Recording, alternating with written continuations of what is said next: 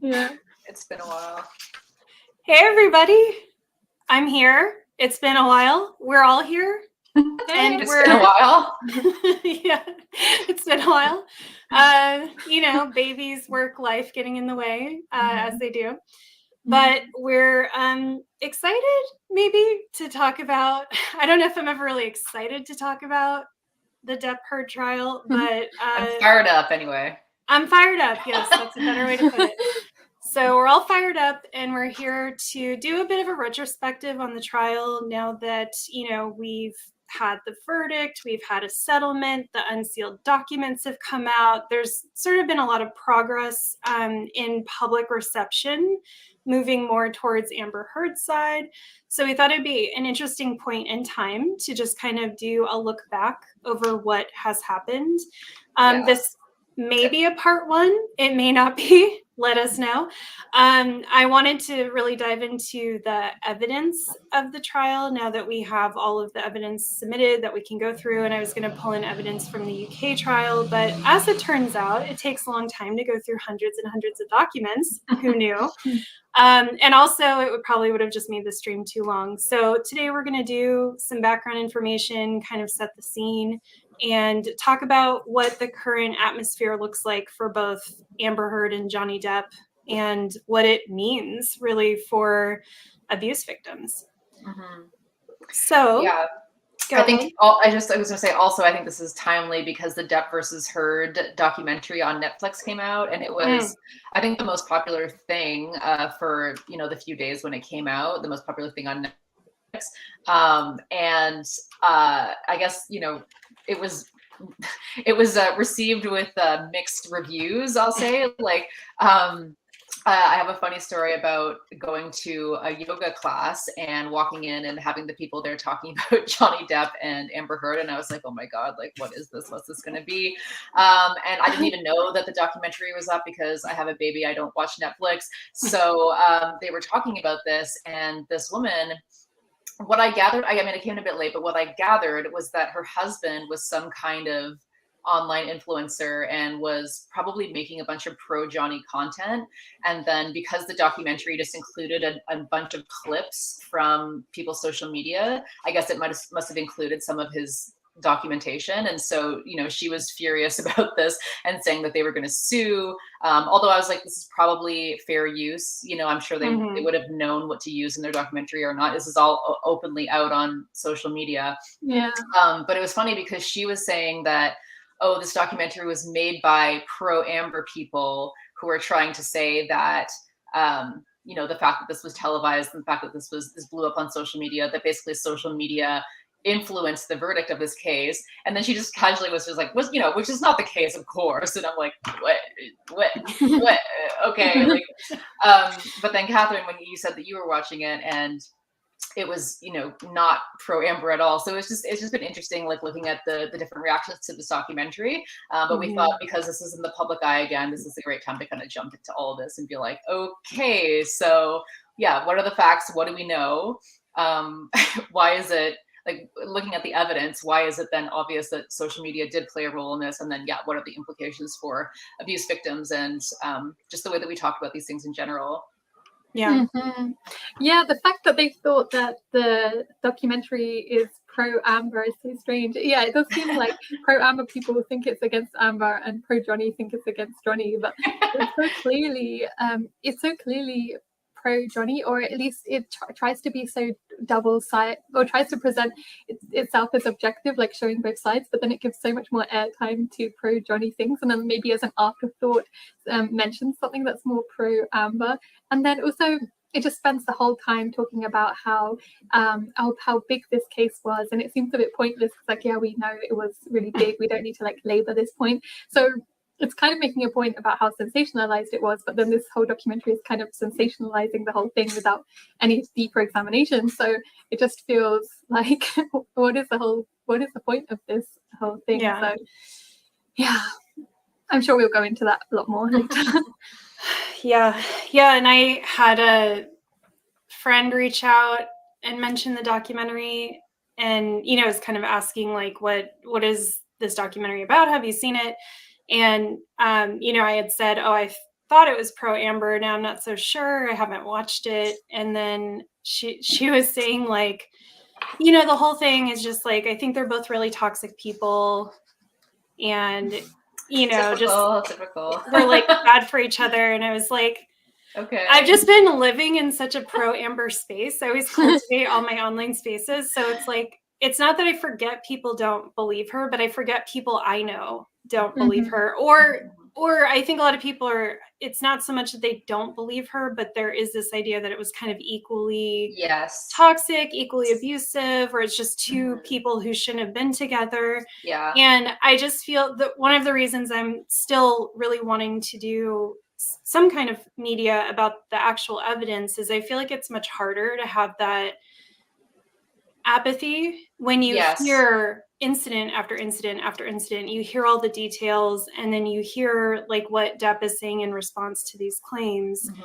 It becomes very clear that this was a one-sided abusive situation in which the abusee may have responded in certain ways to certain events, but clearly was not the abuser. Right. It's just very clear. But yeah, it felt, because to me, I was like, should we even talk about this? Is it even still relevant? But unfortunately it is. There's still a lot of people who just didn't engage, or just were happy to take kind of like the general hot takes online and not really look into it further. Yeah. So yeah, to give people like the benefit of the doubt, I assume that a lot of people who are just saying, oh, they're both toxic, they hopefully didn't engage that fully, you know, in all of the evidence, because that's kind of where I was at. We talked about this on previous streams, that like that's kind of where I was at the very beginning. But then once you see the evidence, and once you actually understand abuse dynamics and like Darvo, you know, so I wish we've gotten to before, but we can get into it again. But just the fact that like mutual abuse really isn't a thing. Once you know all that, it's hard to be very apathetic or casual about it. So and I generally encourage everyone, whenever one of these big talked about cases comes out, to just go look at the evidence, because everything in a case is public record. There are some things that might be sealed, but there's a lot that you can find yourself that's just available on the internet. You literally just type in usually the county where it is, and you can get these documents. And I think, I've done this for like rape allegations against famous people. When you read the testimony of the victim, very quickly you are like, oh, this person was attacked. Like, it's just so clear with the details, and you can't separate yourself from it. Suddenly that person is a person, and you can really be with them in like what happened to them. It's much easier to say, oh, someone said like they were attacked and that's it. But when you hear the like deep detail of what happened, it's much harder to turn away and be so apathetic or see it as like content, Yeah. And that was what was so annoying about this documentary, because one of the biggest things against Johnny, which was his assaults, were basically just brushed under the carpet or rarely addressed. Like, they put on text on the screen. Then Amber goes on to talk about how he assaulted her with a bottle. But it's like, that stuff is really important. But then they spend so much time talking about the dog poo incident, and then the pledging situation, which he said pledge, not donate. And then the fact that poor little Johnny was harmed as a child, which, okay, I have empathy for that, but but they didn't then address how Amber's childhood, like her testimony about that. So or did she even I don't even know if she went into that detail. I don't think she did talk about her childhood, which is also interesting, because I think that showcases how there's a lot of that empathy, where we want to hear the stories of like men who are, when they were children, how that led them to do bad things, or like that, how that justified their abuse or justified the alcoholism. But then Amber's actions aren't justified by her like the harm she experienced as a child and things. She's more of a psycho, or she's just a bitch or whatever. So but I think my point was that I think the documentary and just stuff in general just has been so focused on the stuff that doesn't actually matter, whereas, like you said, if you actually read the documents and like the testimonies, that is the stuff that matters, not a dog pooing on a bed. Which was debunked, by the way, if anyone's still wondering if that's a thing. He admitted himself that the dog pooed on the bed, that it wasn't like a human. So I know. He's the one obsessed with poop, not her, as we know. Oh boy. Okay. I apologize today for not having visuals. As you know, I love to put together a PowerPoint, but I didn't have time. So what I have put together for today is kind of a overall background of the trials, both the UK trial as well as the US trial. And for me, this information is really relevant because I think it already starts to lay a really good groundwork for how disproportionate the dynamics were from the start, and also that there was a huge intentionality. Catherine, is that you with the sirens? yeah, I'm just trying to figure out how to Oh, there's myself. a little icon, a little mic icon on your profile pic. I forget what it looks like on the user side. It's just at the bottom left says mute or stop cam or settings. Okay. You just mute yourself. But anyway, the siren's gone. Oh, we kicked her out. All right, well, I'll try to keep an eye out for her. So anyway, what I think it shows that there's a lot that went into what the US trial was. There was a big buildup to it. The UK trial was essentially a test case for the US trial. And there was a lot of machinations behind the scenes, making the US trial what it was. So we're going to talk about some of that. And also I wanted to talk about what the verdicts were and explain those a little bit in detail, and then what the settlement ended up being at the end of it all. And then I'm going to talk about the unsealed documents and the main takeaways that I was able to pull out of those before I get to view them in more detail, because there are so many of them. Welcome back. Sorry about that. I was like, oh no. Okay. So starting with the UK trial, this one is much easier to talk about. It's a much cleaner situation. The US trial is a fucking mess, but the UK trial essentially happened because Johnny Depp sued The Sun, which is a UK like news rag, for publishing an item to their website on April 27, 2018 with the following headline: "Gone potty. How can J.K. Rowling be genuinely happy casting wife-beater Johnny Depp in the new Fantastic Beasts film?" So it's like a real classy title. The libel claim hinged on the phrase wife beater that was originally used in the title. I think it was changed fairly quickly after to something else, but it was archived that was the original phrase that they used. And so the case essentially became about The Sun. This is so weird, by the way. The case became about The Sun, the newspaper, being able to prove that Johnny Depp had physically abused his wife at the time, Amber Heard.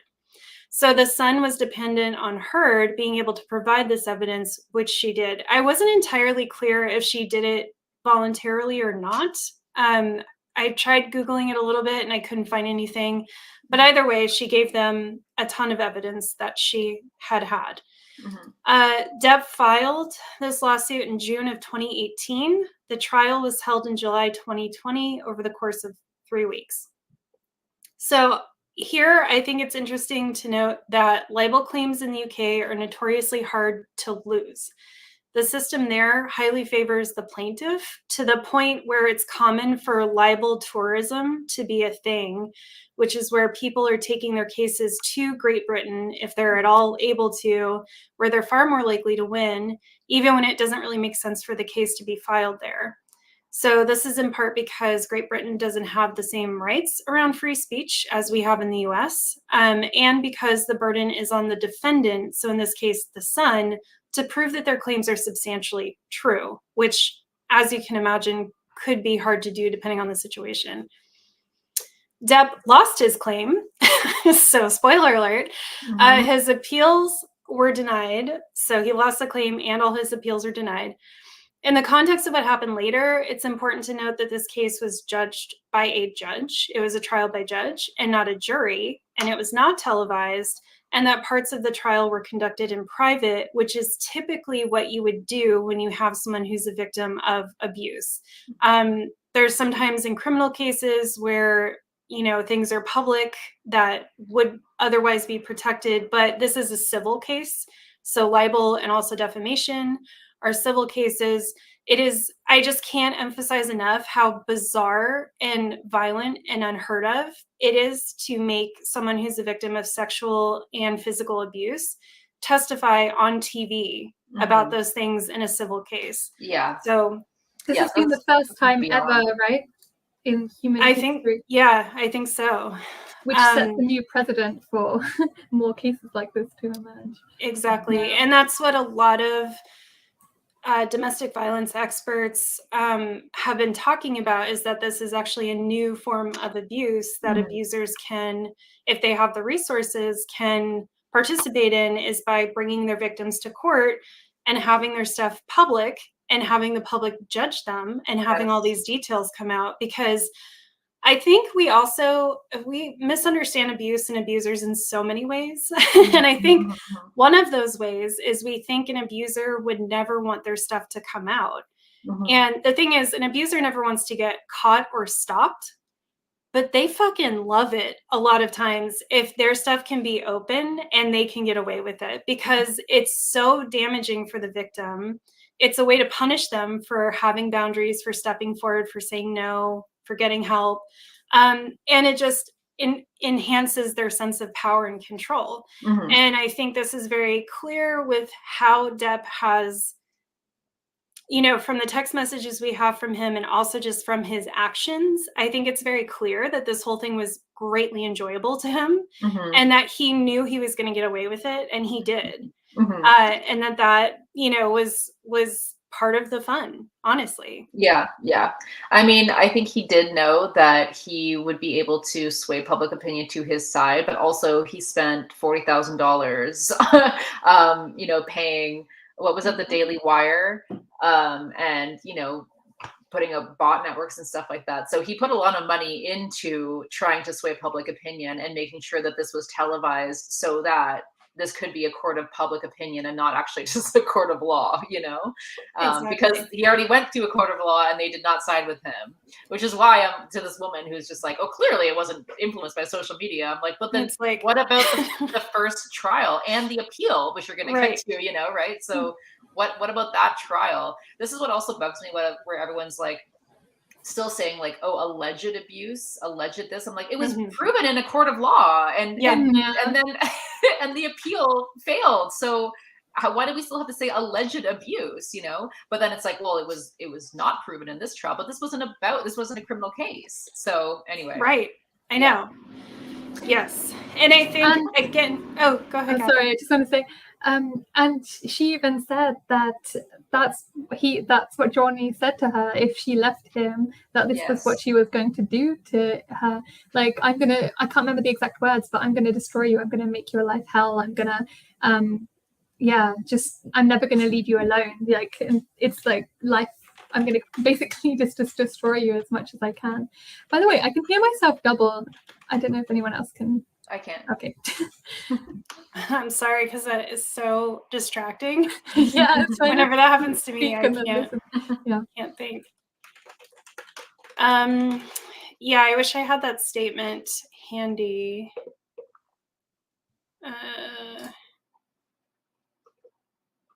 Well, I can try to find it later. But I mean, again, that's documented. Like he sent it to a friend and he was like, you know, I'm paraphrasing, but he was like, Amber wants this to go public and I'm just going to burn her. I'm going to I think he used the phrase like publicly humiliate her. And this was all very intentional. And that's what I mean. If you go through the steps of what happened and where it happened and why it happened, it's just so clear that he knew very well what he was doing. So the libel case, I think, is also relevant in that respect because it was a test case for how this would play. It allowed them to basically have a judge go through and tell them how strong and compelling all of their evidence was or was not, which in that case, it was not compelling at all. But it helped them to confirmed that they needed a public trial where Amber could be put on trial rather than Johnny and the evidence would be put on trial. So this is part of why we see there's so many orchestrations that happen to make it so that the US trial was public, because they learned from the UK trial that, like, if you just put this in front of a judge, or if you put this in a private setting where someone's really just focused on the evidence, you're not getting anywhere near what you want. And you're also not getting the spectacle, which is what you wanted. Yeah. Because this didn't need to happen for any reason. Like, this trial shouldn't have happened at all. Right. And the funny thing, darkly funny, I guess, about all of this too, is that in each trial, Johnny is claiming to have done these lawsuits because he lost, money from his career, he lost prestige. But each one, it's proven that he was actually fine until he sued and exposed himself.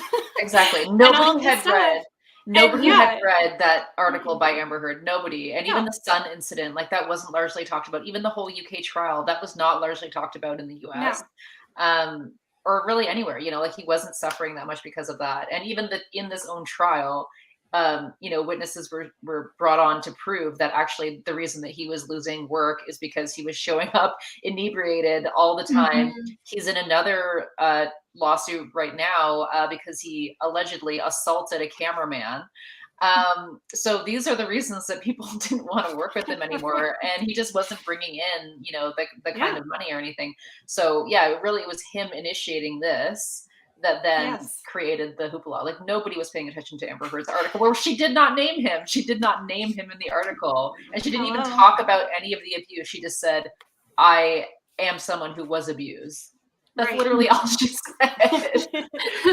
And then all of this, I just found it, and he said, Amber is begging for global humiliation after she filed for a restraining order.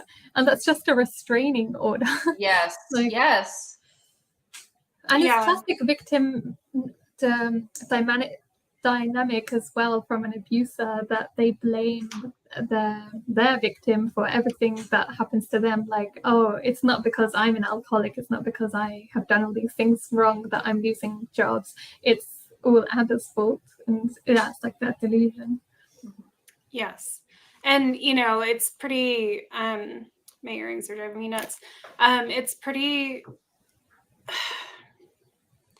it's just really heavy to think about that, like, he has said directly, this is happening because you filed a restraining order. This is happening because you filed for divorce. This is happening because you wrote an article about your own experience, not even naming me, but literally just, like, highlighting intimate partner violence and, like, vaguely referring to your own experience with it in, like, the most indirect terms. Yes. And when you think about it from that perspective, again, it's just so clear that this is an extension of his abuse and an attempt to control her and have a control over her own narrative. He's literally trying to keep her from ever telling her story, from ever being able to seek protection or relief from the situation. And he's punishing her for it. And that's pretty fucking heavy. And again, that text was out in the fucking open in the trial. That was not like some undiscovered hidden thing. It was read out loud in court. And yet nobody, all of the pro-Depp people thought it was funny, I guess, thought it was like a good burn or something. Like, no one was putting it together that this is extremely abusive behavior. And I don't think she was going to tell her story publicly. I don't think she planned on doing that. That's why she worked with a lawyer to craft that article, to make sure that she would not, open herself up to anything, because she knew Johnny would do some shit like this. Right. So that's why it was so vague. It did not mention any of the abuse. It was just a vague mention of, I was somebody that this happened to and whatever. It's just all of this came out because he was like, no, I can't let that stand. Like, he wanted to pursue this and, drag this into the public and have this, like, why else would you want this all televised and all of this out there? It doesn't make any sense. Right. And it's just like with his career, it's like nobody would know all these things if you hadn't brought them up. Like Exactly. Amber never went public. She had to file the restraining order. She did what she had to do for that, but she never went to a media outlet and told them anything. No. He never released or leaked anything to the public. Like, she didn't sue him ever. No. So, and she also didn't even fight for what she could have gotten in the divorce. She just was like, get it fucking done and get me out of here. Yes. And so again, like, he's the one. Anything that's happened because of these lawsuits is because of him. Like, no one would even have known any of this, and nobody fucking cared at the time. No. So like, he could have gotten away with it, and you know, it would have been a handful of feminists who were paying attention who would have given a shit, but like nobody else would have cared. Yeah.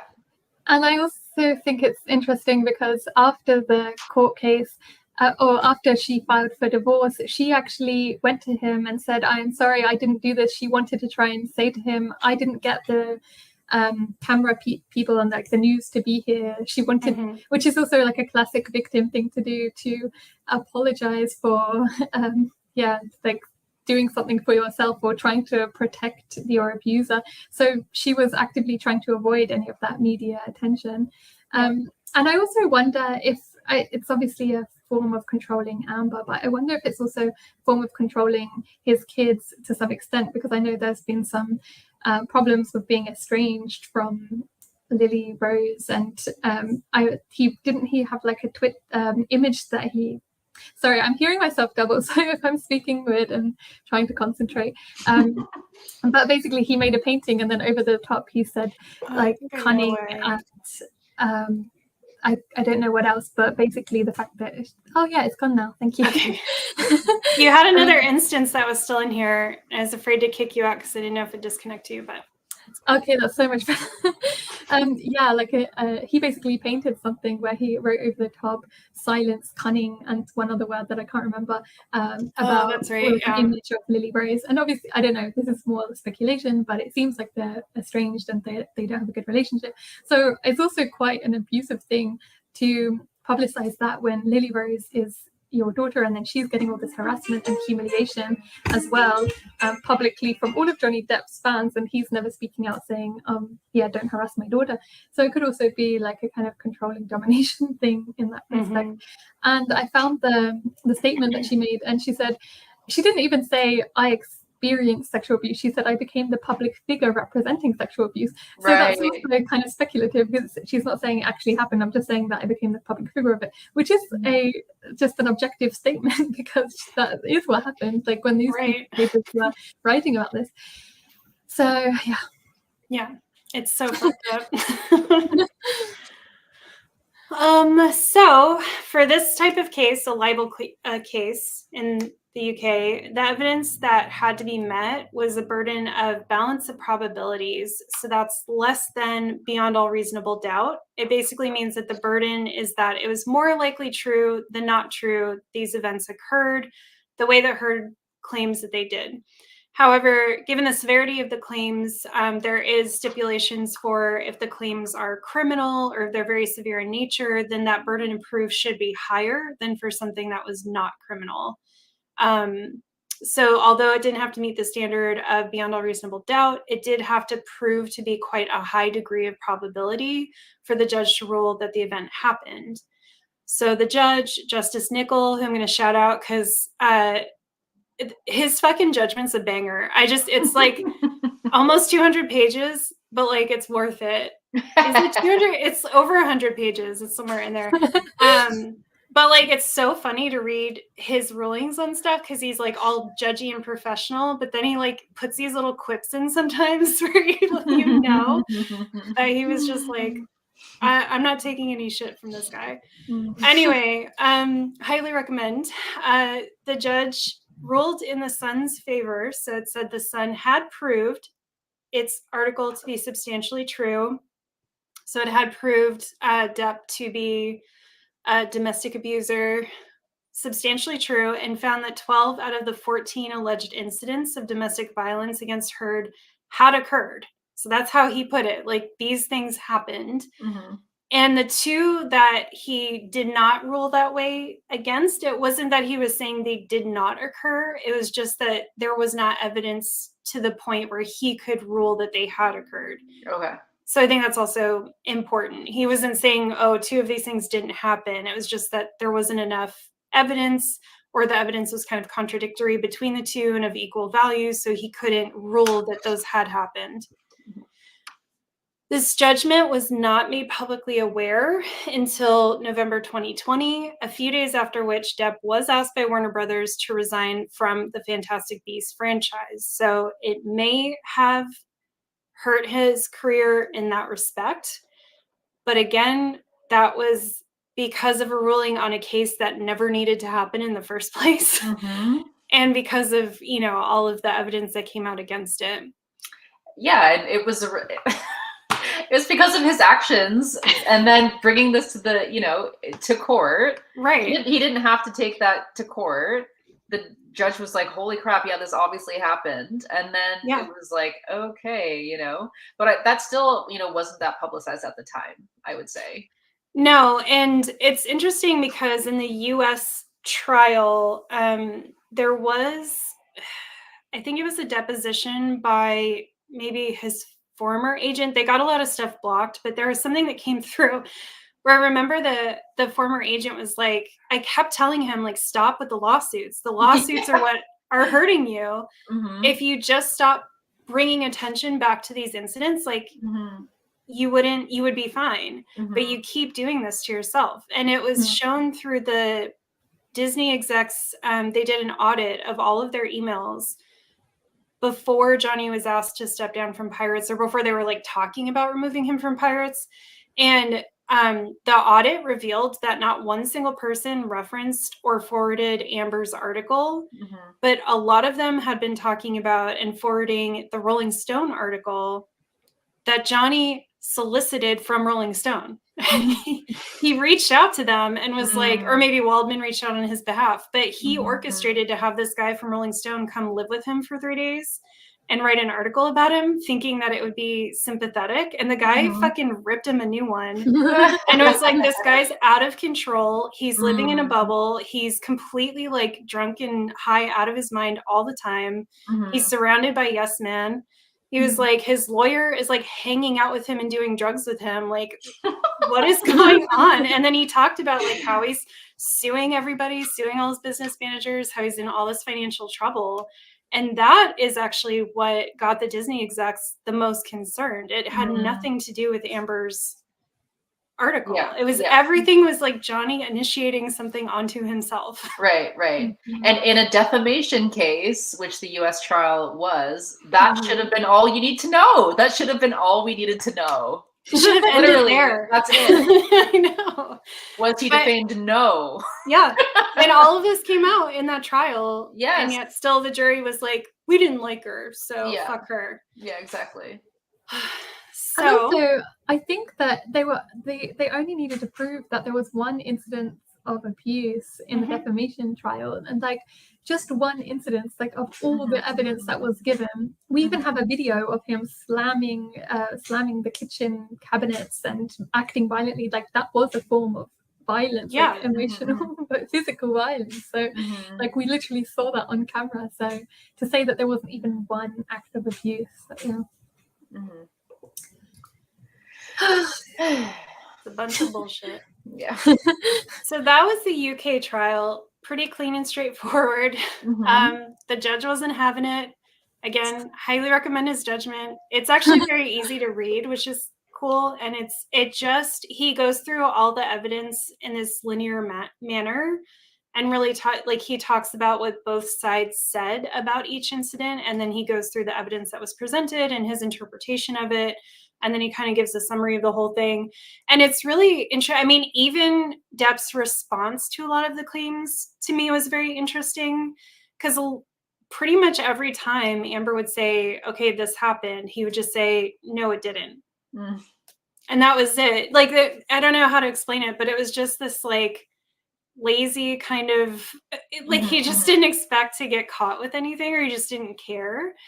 And just so many times the judge even notes that he like contradicts himself, or they tried to keep evidence out, and then he would get the evidence, and then the evidence would show that Johnny was lying. It just, it's just very clear what was going on. Mhm. And again, it's very clear from Amber's side that she's like very detailed and like, this is what happened. Mhm. And then Johnny is always saying like, oh, she was nagging me, and just like harassing or like getting enraged. She was always saying she was getting enraged about stuff, and like that was it, Mhm. and then anyway, it's just the fact that this is all like, oh, they're mutually abusive, when like he Mhm. wasn't even claiming that she was abusive. He was Mhm. claiming that she was annoying him because she wanted him to stop drinking and doing drugs and hitting her. Mhm. It's like, that's your actual defense, is that your wife was nagging you because you're out of control. Mhm. I just don't see where this like mutual abuse belief comes from, because it's not even what he was asserting. Mhm. And they kept emphasizing those kind of very misogynistic tropes about, being a nagging girlfriend, or being a psycho, Mhm. or being clingy, not leaving me alone, and all these kind of stereotype, histrionic, and like bipolar and stuff like that. And it's like, well, if someone is abusing you, of course you're going to respond in ways that are like angry, and you can't blame the victim for responding in that way. So it's also very telling, those kind of responses. Mhm. Yeah, they sure are. So the U.S. trial, are we ready? The U.S. trial happened because Johnny Depp sued Amber Heard for defamation for an op-ed she published in the Washington Post in 2018, headlined, "I spoke up against sexual violence and face our culture's wrath. This has to change." Heard never mentions Depp in the article, but she refers to herself as a public figure representing domestic abuse. Depp filed a $50 million defamation lawsuit against Heard in March 2019. Heard countersued, seeking $100 million in damages and saying his legal team falsely accused her of fabricating claims against Depp. The trial was held in Fairfax, Virginia, which we're going to really talk about, starting on April 11th, 2022. And then we had a verdict by June 1st of that same year. So I want to read, I can't remember if we did this last time. I wanted to read Amber's full article. No, we haven't done that. Okay, because I feel like, it's really hard talking about what she went through, and like her voice is often lost in this whole process of what she's trying to say for herself. So she says, "I was exposed to abuse at a very young age. I knew certain things early on, and without ever having to be told. I knew that men have the power physically, socially, and financially, and that a lot of institutions support that arrangement. I knew this long before I had the words to articulate it, and I bet you learned it young too. Like many women, I had been harassed and sexually assaulted by the time I was of college age, but I kept quiet. I did not expect filing complaints to bring justice, and I didn't see myself as a victim. Then 2 years ago, I became a public figure representing domestic abuse, and I felt the full force of our culture's wrath for women who speak out. Friends and advisors told me I would never again work as an actress, that I would be blacklisted. A movie I was attached to recast my role. I had just shot a 2-year campaign as the face of a global fashion brand, and the company dropped me. Questions arose as to whether I would be able to keep my role of Mira in the movies Justice League and Aquaman. I had the rare vantage point of seeing in real time how institutions protect men accused of abuse. Imagine a powerful man as a ship, like the Titanic. That ship is a huge enterprise. When it strikes an iceberg, there are a lot of people on board desperate to patch up holes, not because they believe in or even care about the ship, but because their own fates depend on the enterprise. In recent years, the Me Too movement has taught us about how power like this works, not just in Hollywood, but in all kinds of institutions, workplaces, places of worship, or simply in particular communities. In every walk of life, women are confronting these men who are buoyed by social, economic, and cultural power. And these institutions are beginning to change. We're in a transformative political moment. The president of our country has been accused by more than a dozen women of sexual misconduct, including assault and harassment. Outrage over his statements and behavior has energized a female-led opposition.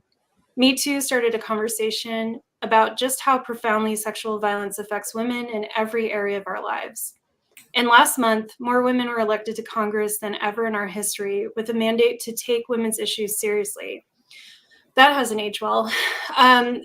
Women's rage and determination to end sexual violence are turning into a political force.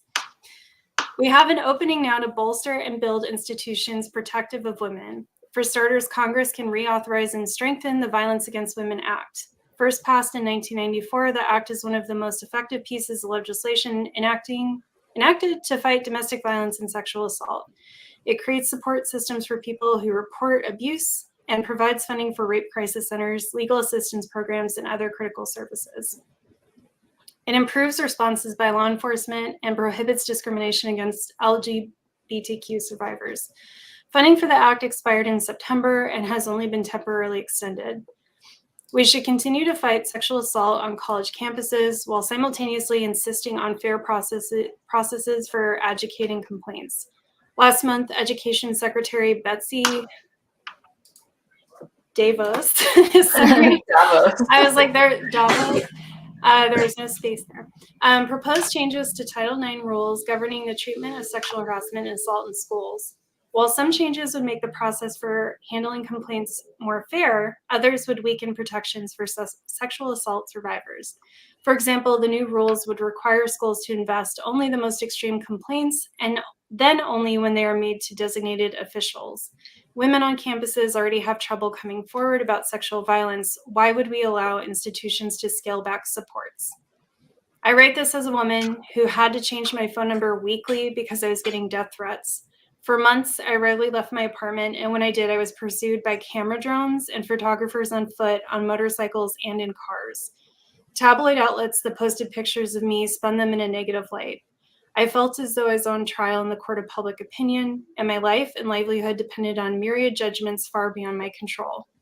I want to ensure that women who come forward to talk about violence receive more support. We are electing representatives who know how deeply we care about these issues. We can work together to demand changes to laws and rules and social norms, and to right the imbalances that have shaped our lives. So that is what she got sued for. Yeah. Sorry, it was Betsy DeVos, or DeVos. I think it's a Davos. Yeah. But yeah, that's wild. Right. That's absolutely wild that is what prompted all of this. And again, nobody was sharing or referencing that article really much at all, let alone within Disney or within, anywhere that would have actually hurt Johnny's career. It wasn't until the lawsuit that any of this came to light. And it's ironic as well that she's saying, look, this is what happens. I became the face of what happens to women when they speak up.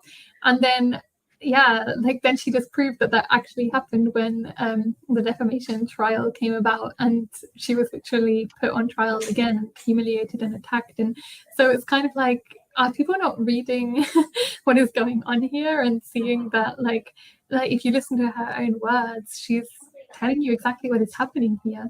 So. And she's not saying, all she's saying is like, hey, let's elect some representatives and try to change things for young women. That's like, it. Whoa. Like, what?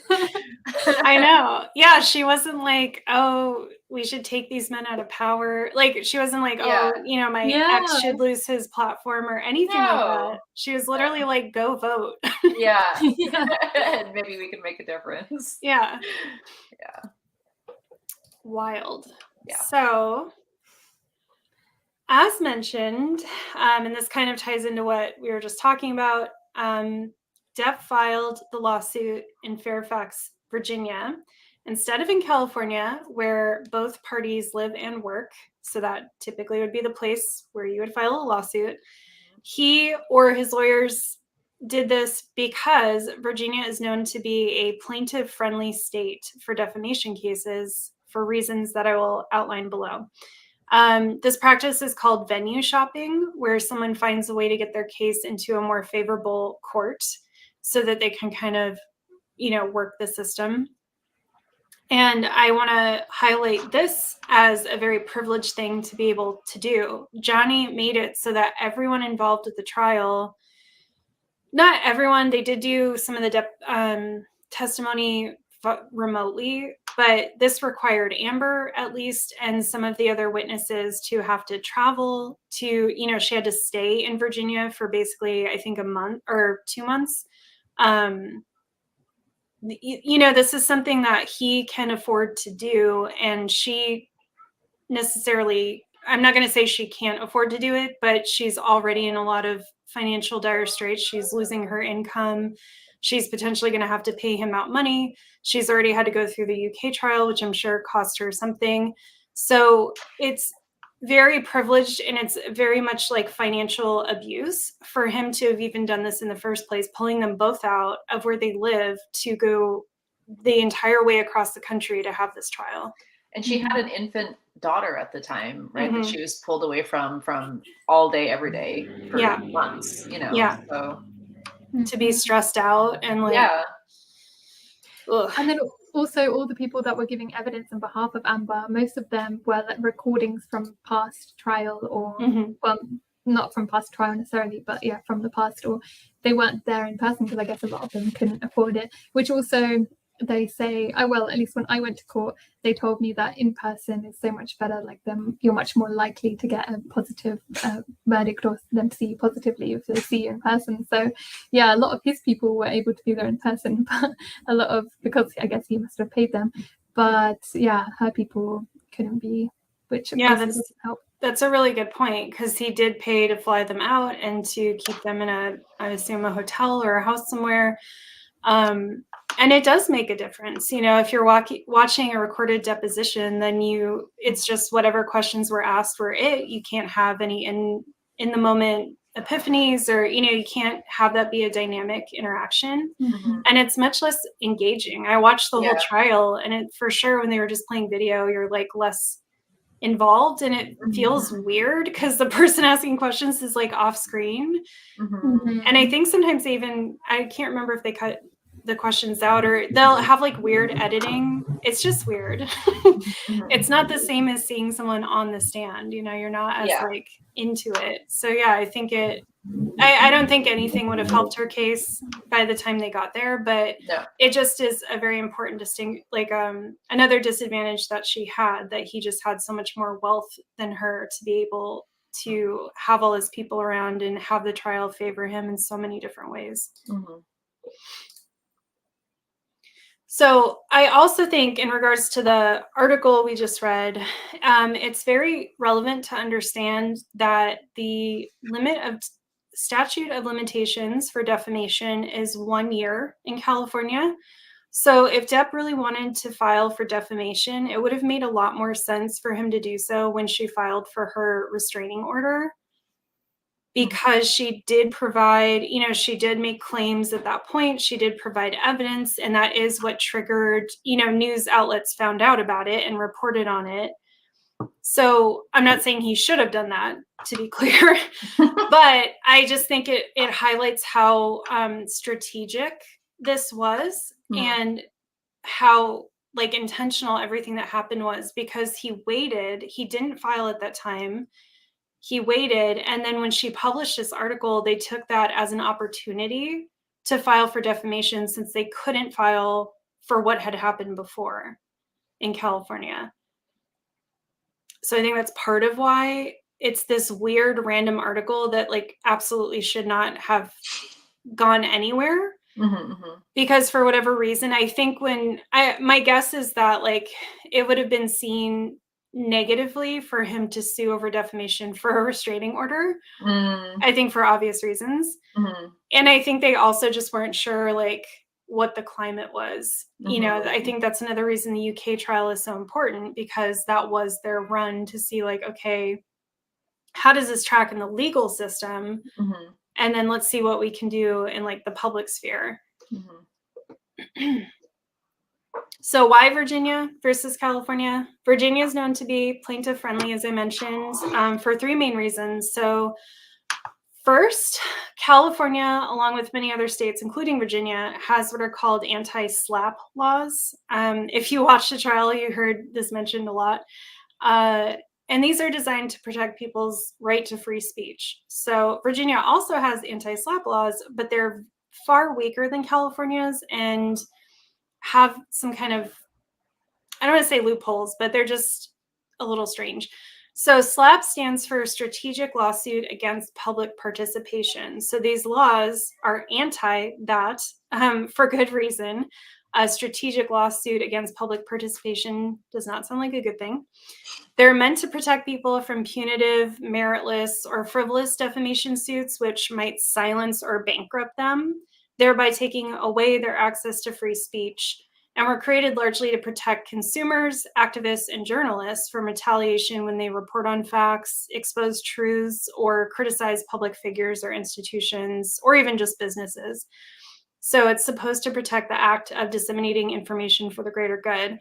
So you can think of this as big as, a journalist exposing some huge corporate conspiracy down to you reviewing a business on Yelp. This will help protect you from the business owner suing you for giving them a bad review. So interestingly, after the Depp versus Heard trial and after the Nunes defamation suit, Nunes versus Twitter, which I didn't even know about, but that was fun to read up on. Defamation suit was filed in Virginia as well. The Virginia General Assembly amended the Commonwealth's anti-SLAPP statute. So the amendment, the amendment grants immunity from defamation claims to persons who speak out on a matter of public concern to either a third party or governing body. So as long as the statements are not made with the knowledge or reckless disregard of their falsity. I don't know how much that really changes things, but it is interesting that these two trials made Virginia be like, okay, we got to do something about this. So secondly, Virginia has a lengthy long-arm statute. It relates to the power a court has over people. So usually a court's power is limited to residents in the same county or state, but there's a statute called the long-arm statute, which can extend this power in given circumstances.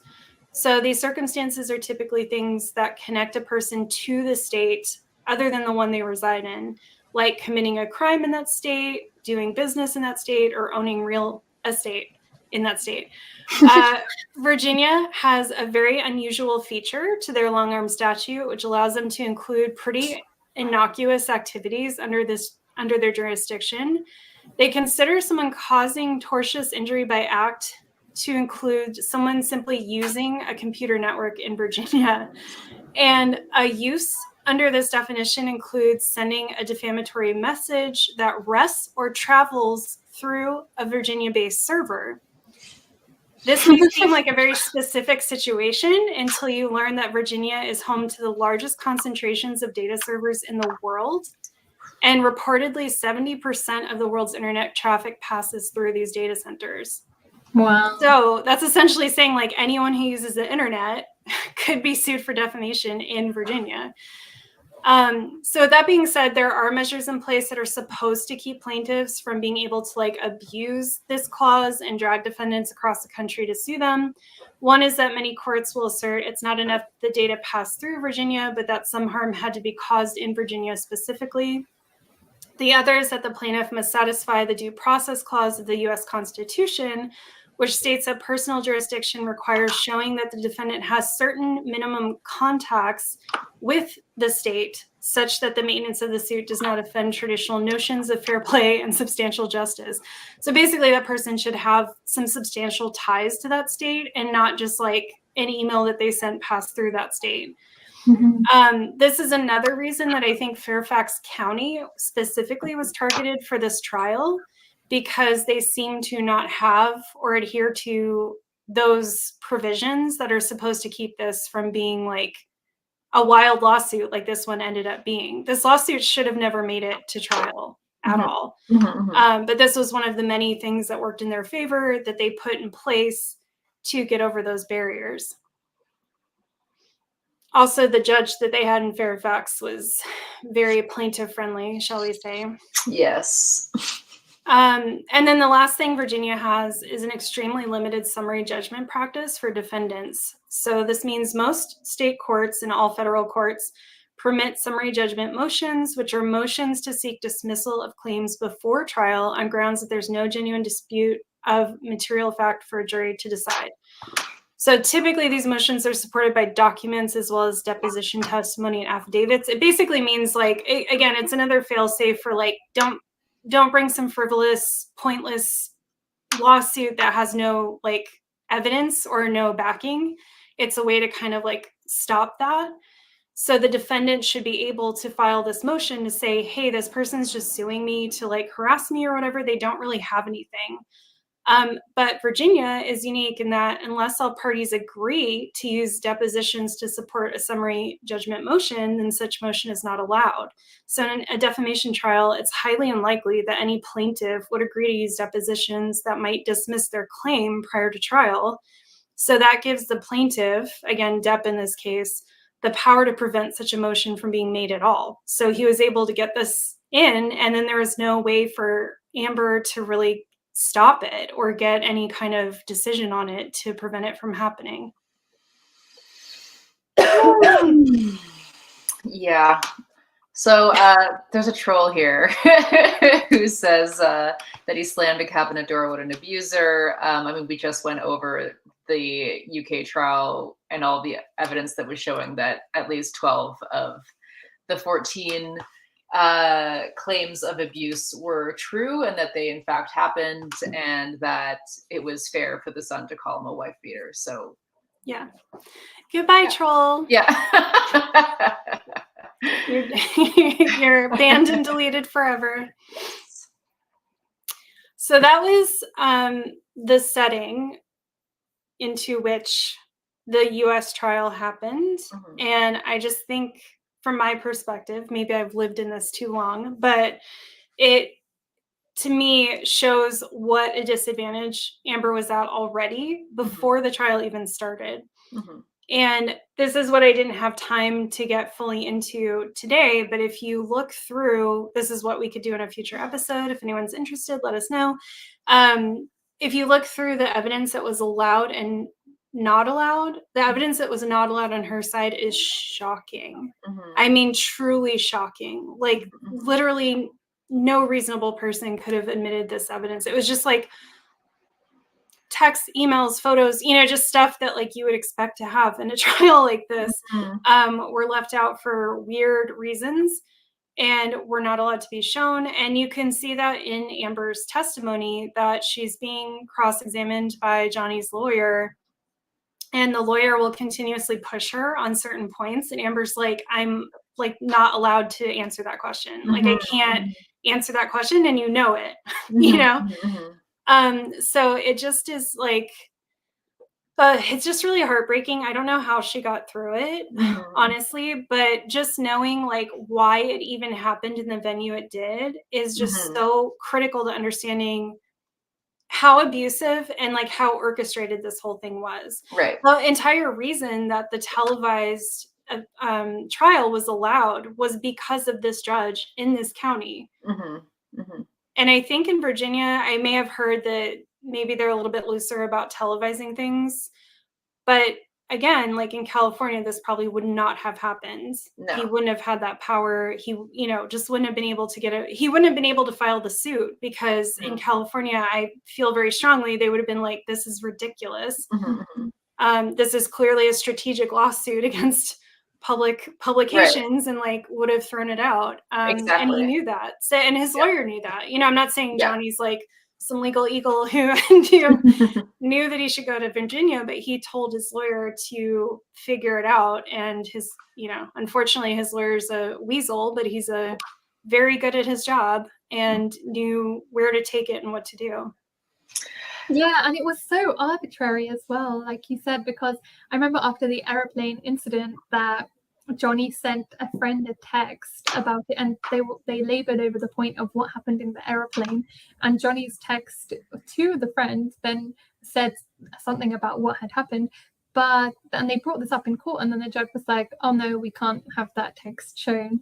But then meanwhile, things like whether or not she pledged or donated this money and things like that, or like the dog poo. Sorry, I keep bringing up the dog poo, but like, those things are seen as relevant, and yet things that could indicate the abuse that happened.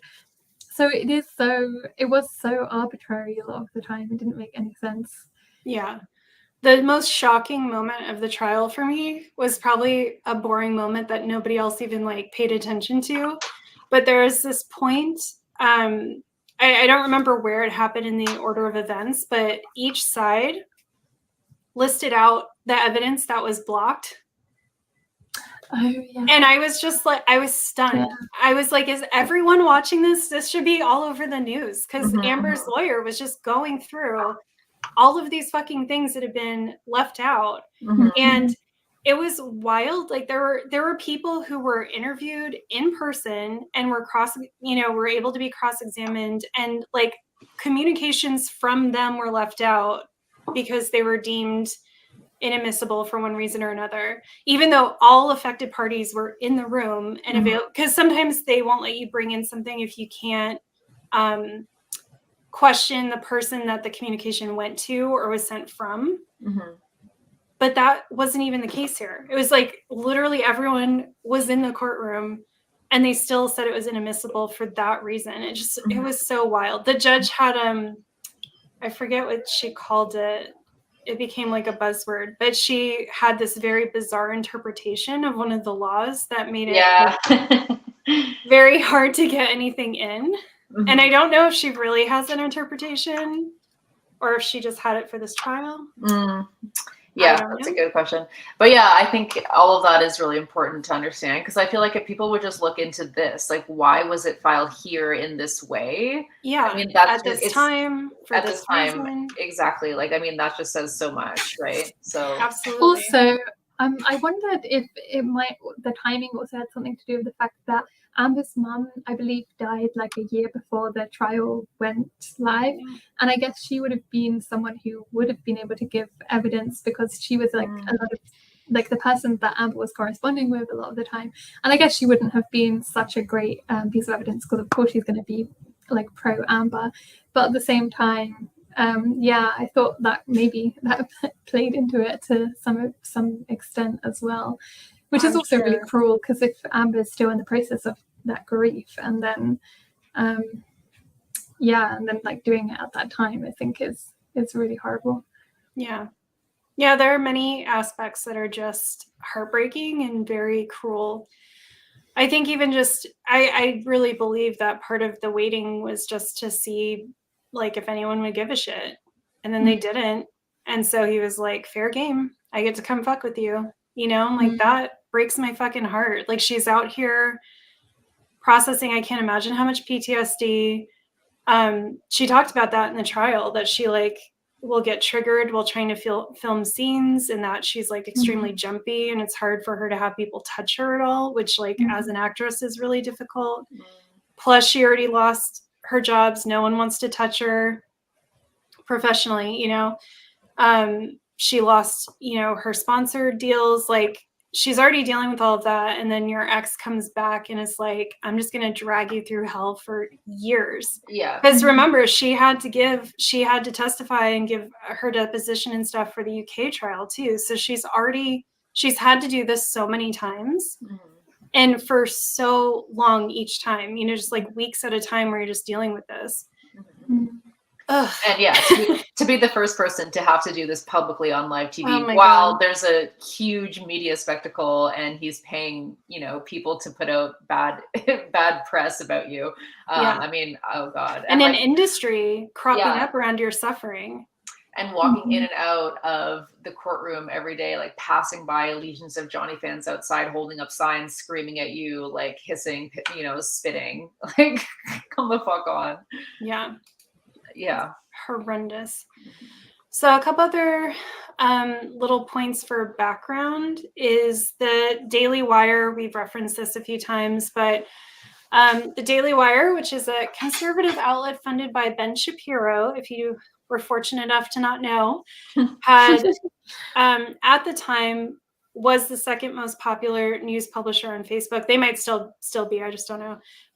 But as of May 19th, 2022, had spent, so this was like before and like during the trial, had spent between 35,000 and 47,000 on Facebook and Instagram ads promoting articles about the trial, the majority of which, if not all of them, were pro-Depp and anti-Heard, and some number of which included wildly false information, eliciting about 4 million impressions by that time. And again, this was like 2 weeks before the trial was over. For example, one ad promoted an article titled "The Attempted Character Assassination of Johnny Depp," which says that the only negative words written about the Hollywood A-lister came from the occasional film critic until he married Amber Heard. The article has an editor note now to correct what initially was published, which was that Depp disproved 12 of the 14 claims against him in the UK trial. So as we know, that's the opposite of what happened. Yes. He didn't disprove any of them, but 12 of them were proven to be true, substantially true. So that's just one of many examples. Like, obviously, by the time they corrected that article, it had already been seen by most of anyone who was going to look at it. And that fact would have been taken as fact by those people, and they would have just kept churning through the content. So that's a huge mistake. And there's no, I don't know. I don't understand any world in which that mistake could have been made honestly. Because again, I have read the court documents. They're extraordinarily clear. So I don't understand how someone in good faith could have like misinterpreted that. Yeah. And that's what these platforms do. They just publish misinformation. If they get caught, they do an oopsie, write an editor's note, and just keep chugging along. Yeah, but nobody ever sees the retraction. I mean, in so many fields of life, this is true, especially in like imperialist propaganda. Like, they'll put out something false, they'll print a retraction. Nobody sees or cares about the retraction. They just believe the initial statement. So yeah. And then even if people do see it or hear about it, it's like, oh, the elite liberal media is censoring our platform. You know what I mean? It's just that just creates some conspiracy theory around like why the retraction happened. So conservatives with large platforms like Candace Owens got involved in promoting these articles and showing support for Depp, so that she would like retweet or share these articles with her own little commentary at the top, being very clearly pro-Depp, accusing her of lying and saying this was happening because of toxic femininity that had gone too far. I feel like we could do an episode on toxic femininity. I have lots to say about it. Yes. So another interesting perspective I think to consider is that the divorce filing and restraint order happened in like early to mid 2016, months before Trump's election and a year before the first wave of Weinstein accusations, which would launch the Me Too movement into the collective consciousness. So at that point that this came out, this was actually pre-Me Too, which I had sort of forgotten because this became such a case representing Me Too to so many people. I think for, those of us feminists, whatever, people who believed Amber and cared about the case from a domestic violence perspective, we're seeing it as like, see, we had Me Too, but like here we are back in the same place we've always been. Like nothing's really changed. And then for like the manosphere and the right, it was an example of like this straw man that they always create out of women and victims, which is, see, like this evil liar lied and is trying to ruin this powerful man. Yeah. And it was exciting for them because it seemed like Me Too had gone too far and now they won because, he like was celebrated and supported and won his case. So it's interesting to step back to me and think about the fact that this actually happened pre-Me Too and has sort of experienced the full wave of that movement, ending in becoming this like harbinger, I guess, of where we are with those things. So at the time, some feminists responded to the story about her restraining order and the divorce, but ultimately there was like very little ongoing coverage of it, and it seemed to die out pretty quickly with no real impact to Depp's career. But as Amber outlined in her op-ed, it was like a death knell for hers. Her career just completely stalled out and became very uncertain. She lost jobs and contracts, and the huge role that she had landed in this Aquaman movie was now uncertain. And to this day, we still don't have Aquaman 2, which sucks because it's one of the few superhero movies I actually enjoyed and thought was kind of interesting and fun. And I thought her did a great job, and I would love to see her as Mira again. I also think it's interesting that there is so much pro Johnny support, but yeah, like you said, they're using it as a scapegoat. But where was their same amount of hatred and vitriol and need to protect the victims of so many other high-profile cases of like women being harmed? So it's like the double standard. If you care so much about victims, where were you in all these other cases? Absolutely. Yeah. And the last little thing I had for like the kind of background was that I think it's also important to note that like some of this evidence was public at that time. So for instance, on June 1st, 2016, so shortly after she filed the restraining order, Entertainment Weekly published leaked texts between her and Depp's assistant. These did end up being brought into both trials, where the assistant asserts multiple times that Depp has no recollection of the events that occurred. This is the airplane incident, the kicking incident, for those who are familiar. I'll explain a little bit, but said that Depp had no recollection of the events that occurred, but feels terrible when told about his behavior afterwards. So this was an incident where I won't go into great detail, but Depp was drinking and doing drugs. They were on a private jet, and Depp attacked her and ultimately kicked her, which knocked her to the ground. And she said that nobody helped her, and it was humiliating. And then Depp ended up going and passing out in the bathroom. He was like sleeping on the bathroom floor for the rest of the flight. And in the US trial, this became highly contended and fought about back and forth quite a bit. And this text was brought up, this series of texts were brought up, where it seems like the assistant is acknowledging that he did kick her. But then, of course, by the time it goes to trial, everyone's claiming that he didn't do that and it didn't happen the way she said. So anyway, one of his texts, there's a whole stream of them, but I'll just read this one. He said he was appalled. This is Depp's assistant talking about Depp. He was appalled. When I told him he kicked you, he cried. It was disgusting, and he knows it. He's a little lost boy and needs all the help he can get. He is so very sorry, as he should be.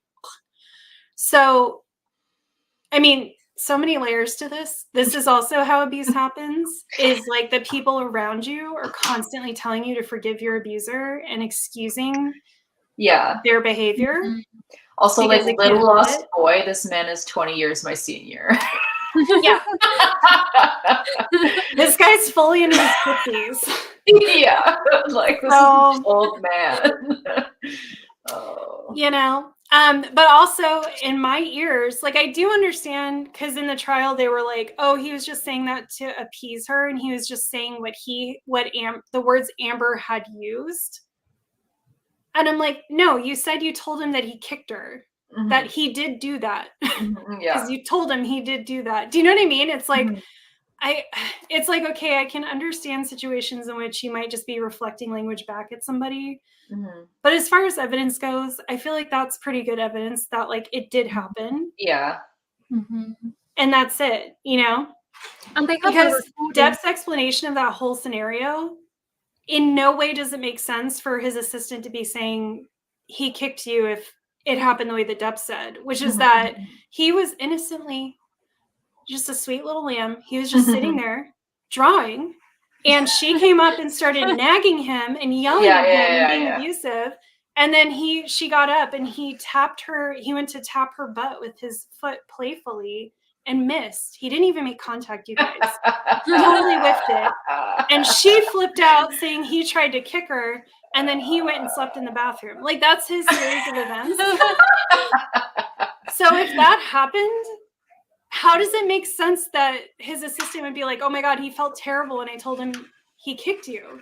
Do you know what I mean? Isn't that when we had audio? Maybe this Yeah. isn't it? But we had audio Yes. of him in the bathroom, like Howling like a drunk wild his animal. fucking ass. He was gone. Yeah. And so, how do you listen to that and then be like, yeah, I believe him that he was sitting there drawing and then he just casually went and slept in the bathroom. Like, we have audio of him like losing his shit. Well, and Yeah. also you're on a private jet. Like, who goes and sleeps on the bathroom floor? Right.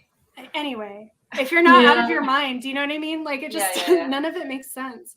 Yeah. And just to highlight how much they were protecting him, the person that was interviewed about that, he was like, oh, do you recall the wailing? And he's like, no, I don't recall. He's basically saying, I don't recall the kicking, I don't recall this, I don't recall.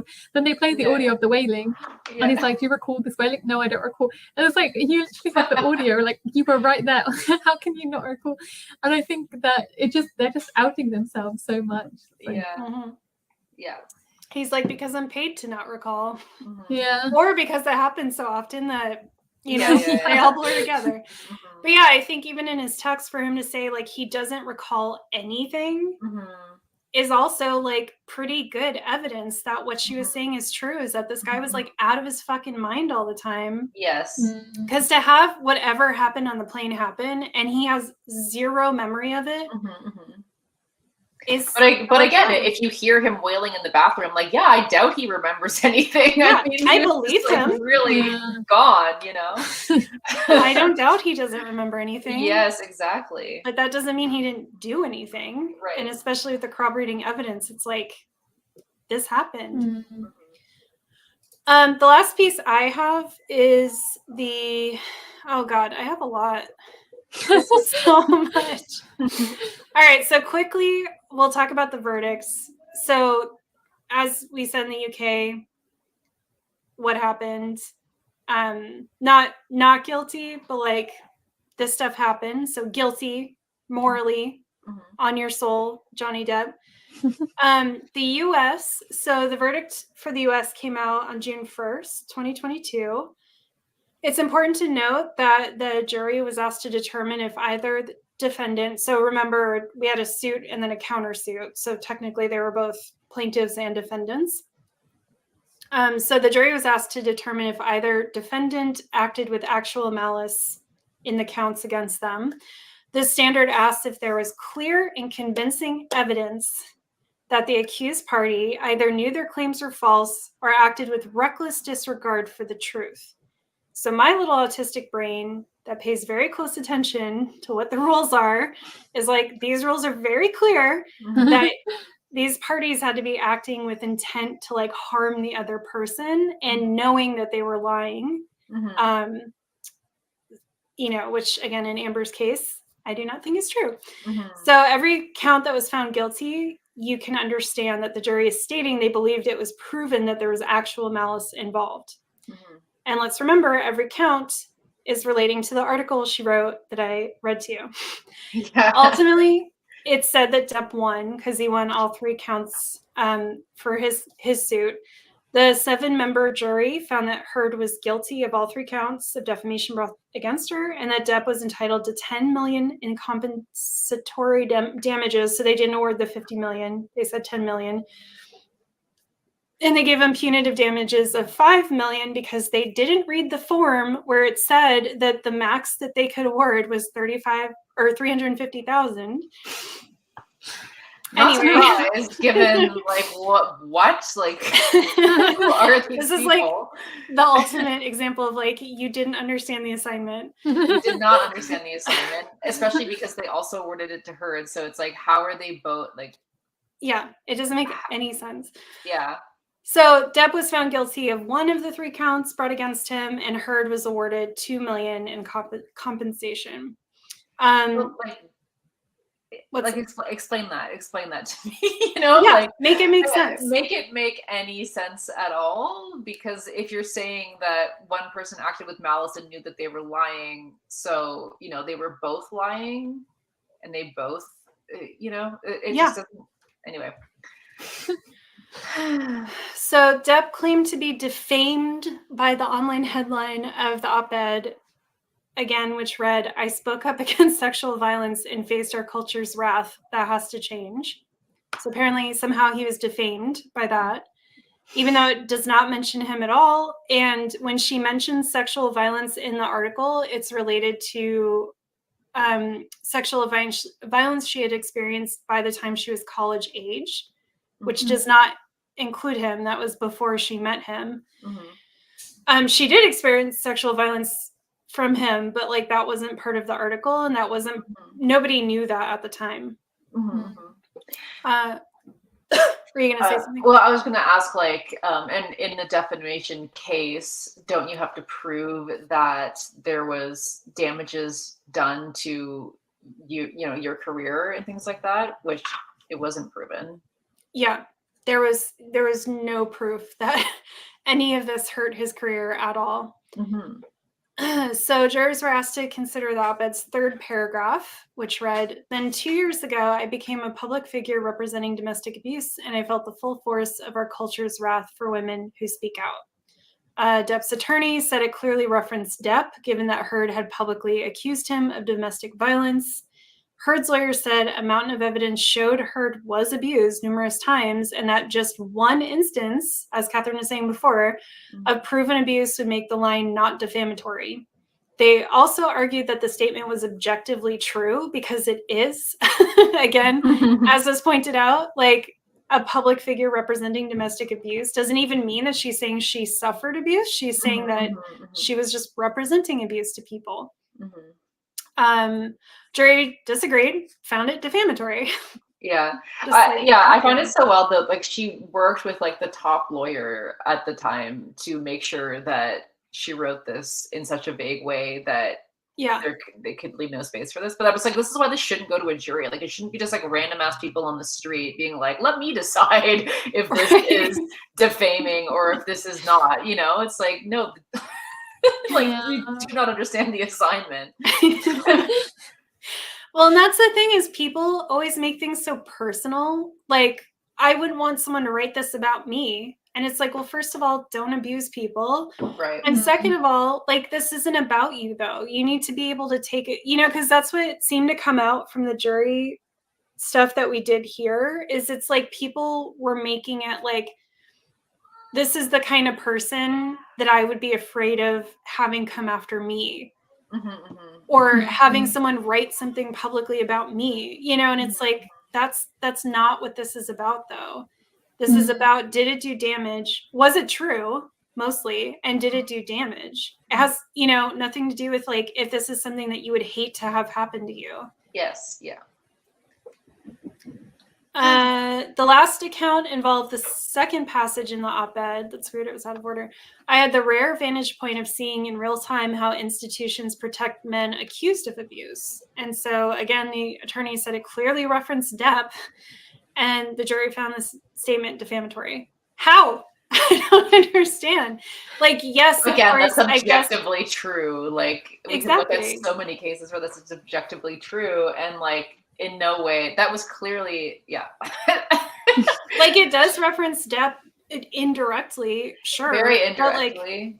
it's the statement itself doesn't defame him. It doesn't. It just says that institutions protected him. That's it.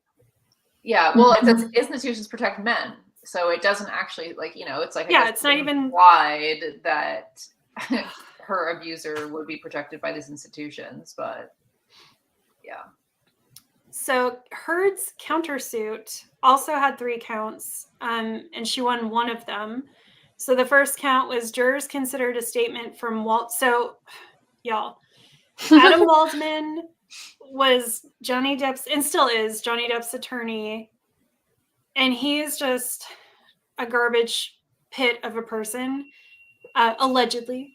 But anyway, so all of her counts were actually against Johnny's lawyer, because he was out here just had a whole public campaign against her, like, publicly. Yes.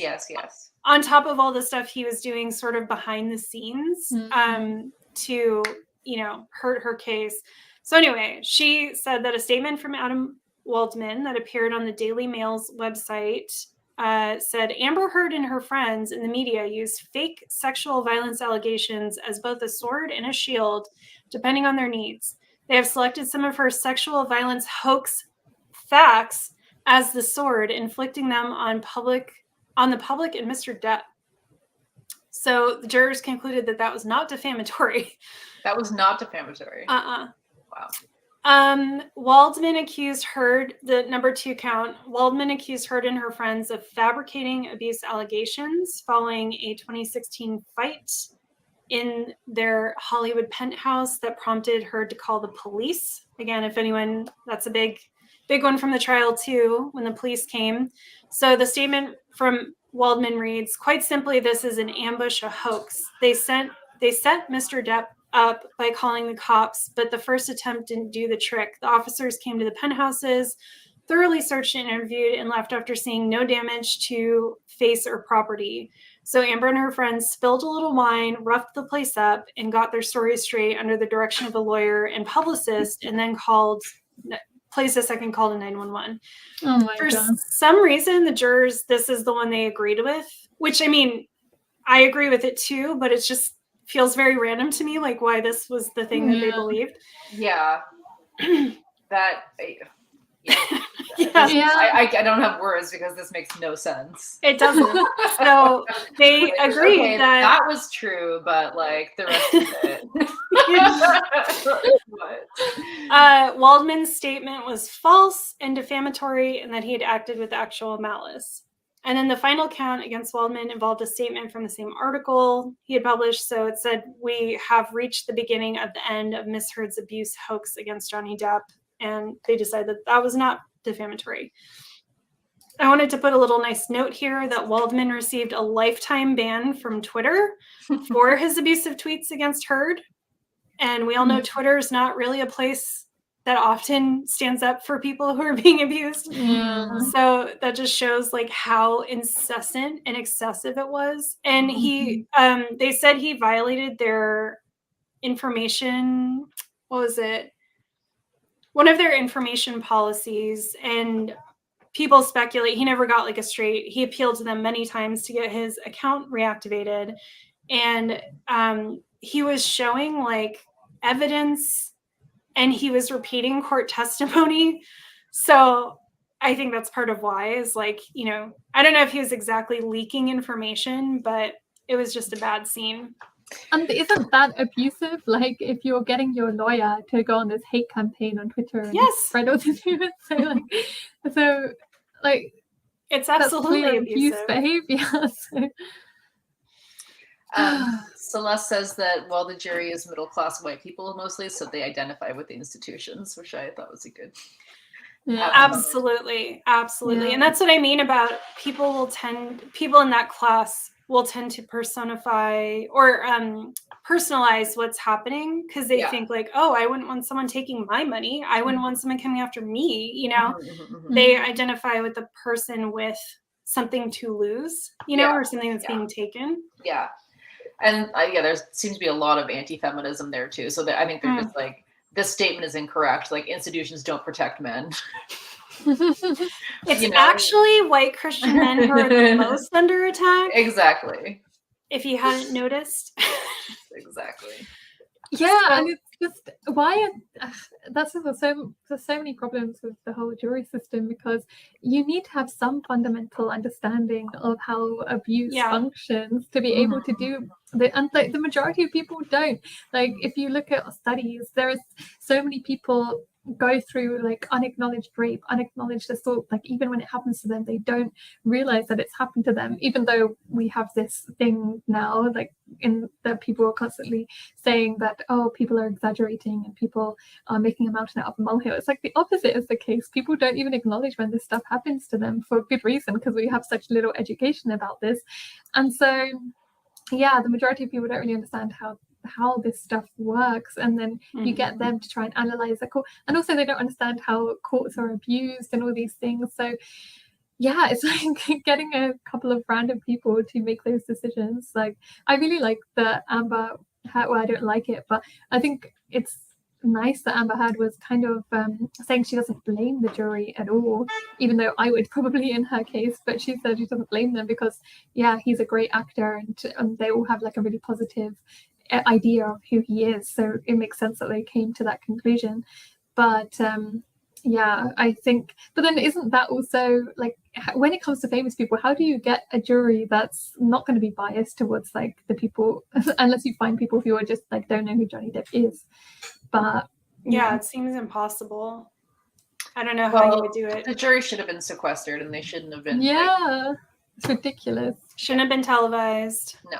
Mm-hmm. So many things. Shouldn't have happened. Shouldn't have happened in the first place.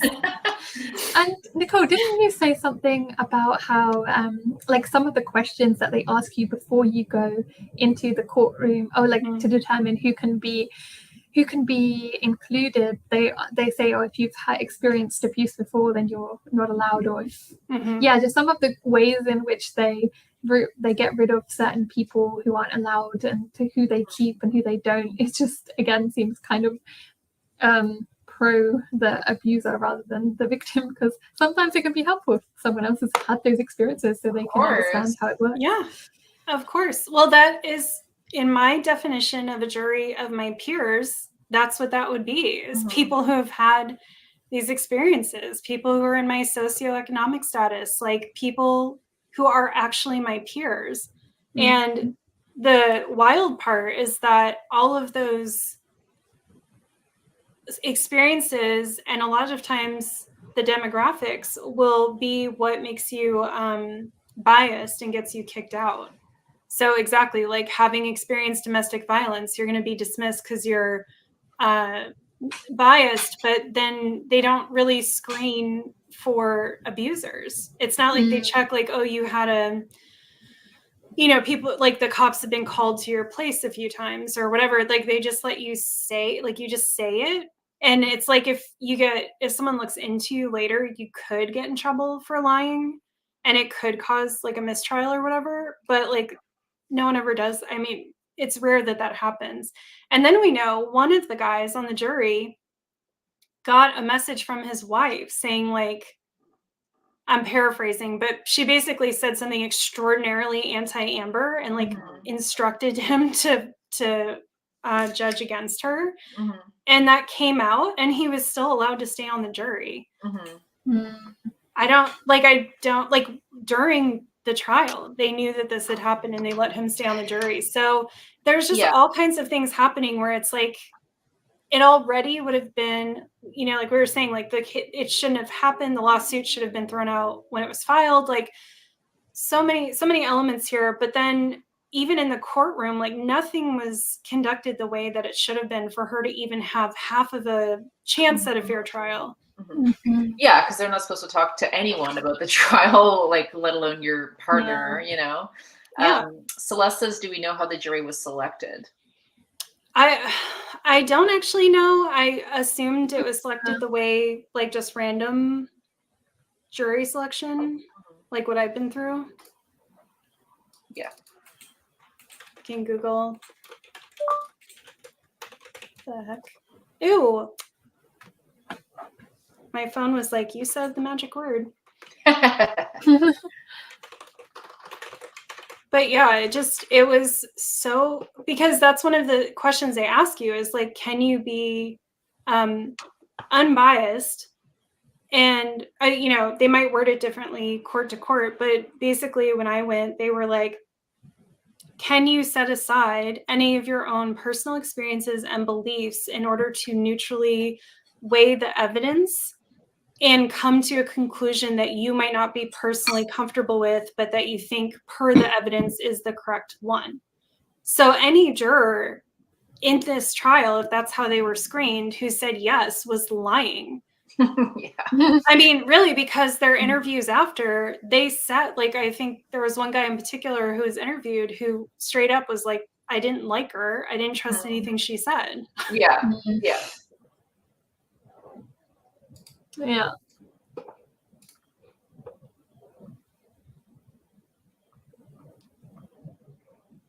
I don't know. I'm not finding it easily, but in the post-trial settlement, so that was the verdict that came out.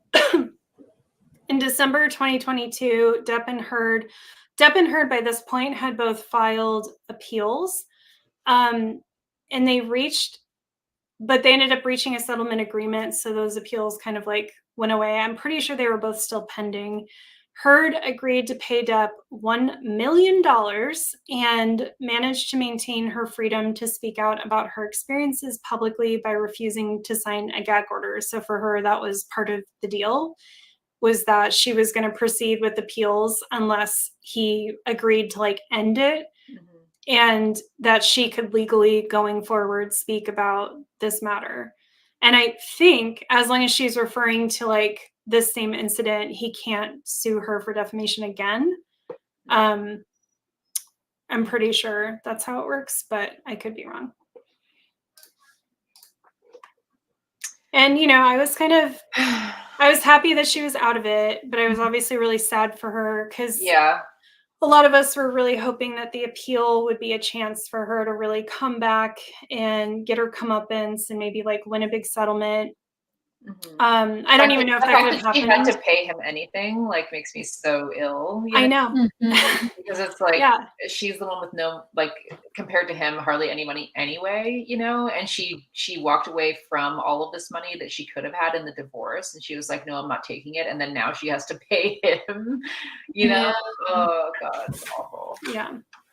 And with their jury, too, this might be standard for civil. I don't know. I've never served in a civil case, but I know for mine, it was like 12 jurors, not 7. So I guess that could go either way, but I think that makes it hard too. If like you have fewer people and the area that they were in was like very not a friendly area for her to be having this kind of case, you know, it's like a more conservative area. Where they weren't going to be as like friendly or understanding of a domestic violence case anyway. So yeah, just a lot of odds stacked up against her. She posted to Instagram about the settlement and said, after a great deal of deliberation, I've made a very difficult decision to settle the defamation case brought against me by my ex-husband in Virginia. It's important for me to say that I never chose this. I defended my truth, and in doing so, my life, as I knew it was destroyed.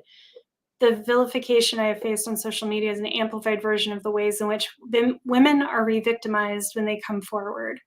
Now I finally have an opportunity to emancipate myself from something I attempted to leave over 6 years ago. That guts me. Like, it took her 6 years to get away from this guy and get out of all of this shit.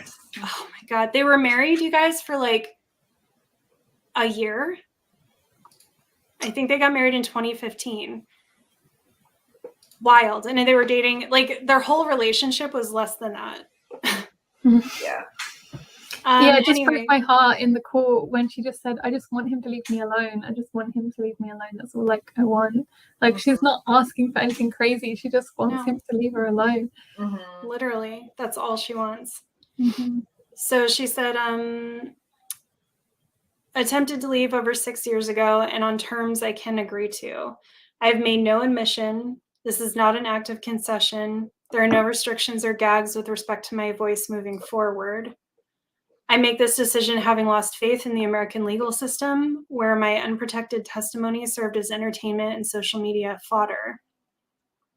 When I stood before a judge in the UK, I was vindicated by a robust, impartial, and fair system where I was protected from having to give the worst moments of my testimony in front of the world's media, and where the court found that I was subjected to domestic and sexual violence.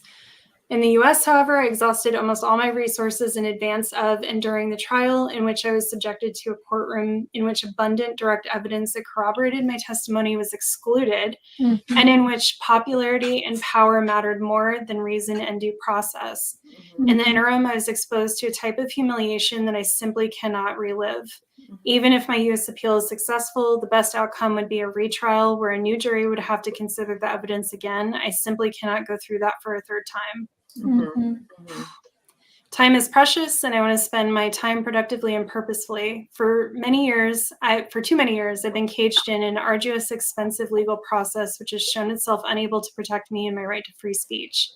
I cannot afford to risk an impossible bill, one that is not just financial, but also psychological, physical, and emotional. Women shouldn't have to face abuse or bankruptcy for speaking her truth, but unfortunately it is not uncommon. It goes on, but I wanted to share that because, again, I think she's a really good writer, first of all.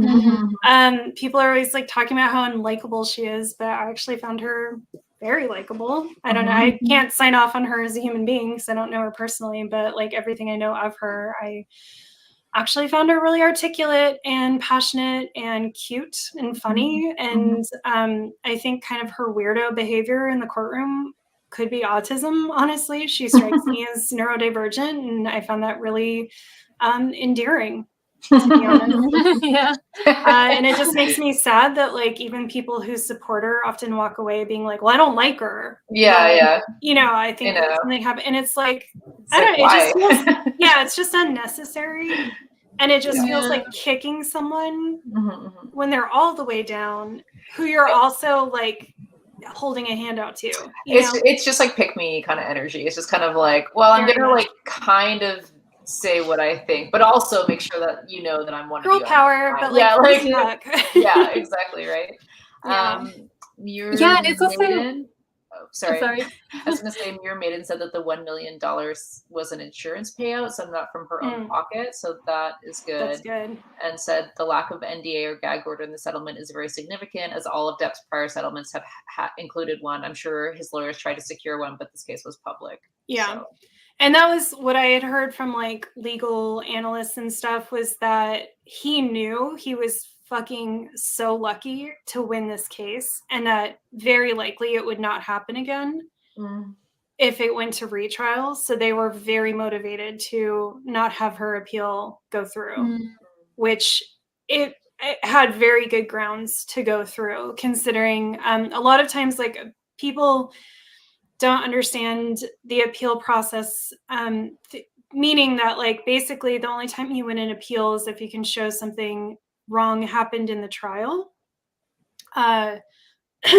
So they would have, but I think Amber had a good chance of showing like evidence was kept out that should not have been kept out. Evidence was let in that should not have been let in.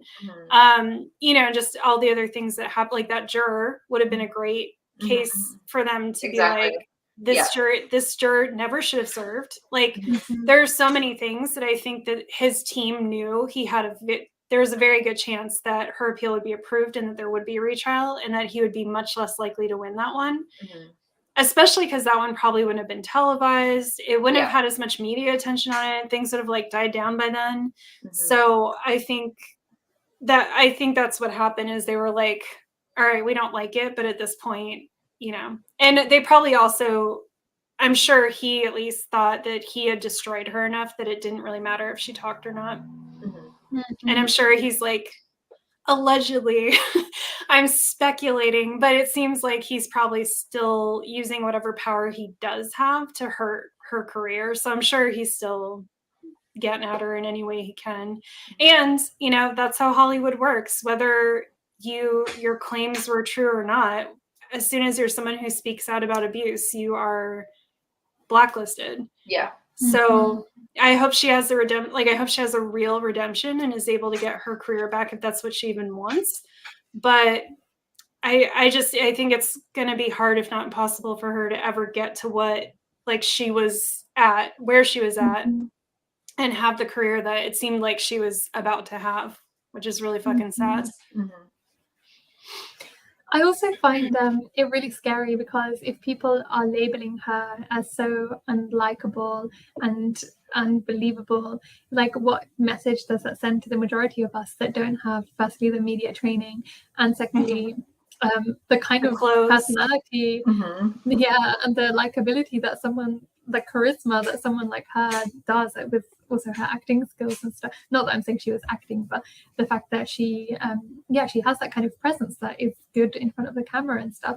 And the majority of us either don't have like the same privileges, or just that don't come across that well. So it's kind of sending a very, very damning message. And also the fact that she had so much evidence. Like when I went to court to give evidence about my abuser, I didn't have any pictures. I didn't have basically anything. Maybe I had a diary entry that didn't seem that relevant. I was just basically my words against his. And yeah, that was believed. And so now a lot of people are thinking, oh, I just don't have enough evidence to go forward. And also, if I do go forward, then it's going to lead to these like ridiculous outcomes, and I'm going to get like so much hatred and vitriol, and they just don't think it's worth it. So I think it's so damaging to this like message that is sent like broadly as well. So, you know. Yeah, I completely agree. And that was, I think, a big part. I mean, for so many reasons, the trial was so triggering and like difficult to live through. But for me, like I said, once I watched her, and I felt like I can relate to her a lot, and like how she expresses herself. And yeah, it was hard to sit there and be like, would I be seen as a fucking weirdo? Would I be made fun of the way I talk, or like the way I express myself, or for looking at the jury, you know, like just so many things that I was sitting there and I was like, yeah, I feel like neurodivergent people like watching the discourse are just going to be like, fuck, you know, like people say these things about me in real life. Like that's what a jury would say about me. I wouldn't be seen as a victim or seen as believable. I think it was the believability thing was the hardest for me. It's like, oh, she twists her face when she talks, so like she's not believable. And it's like, Exactly. Jesus Christ. Yeah. So ableist and just like heartbreaking.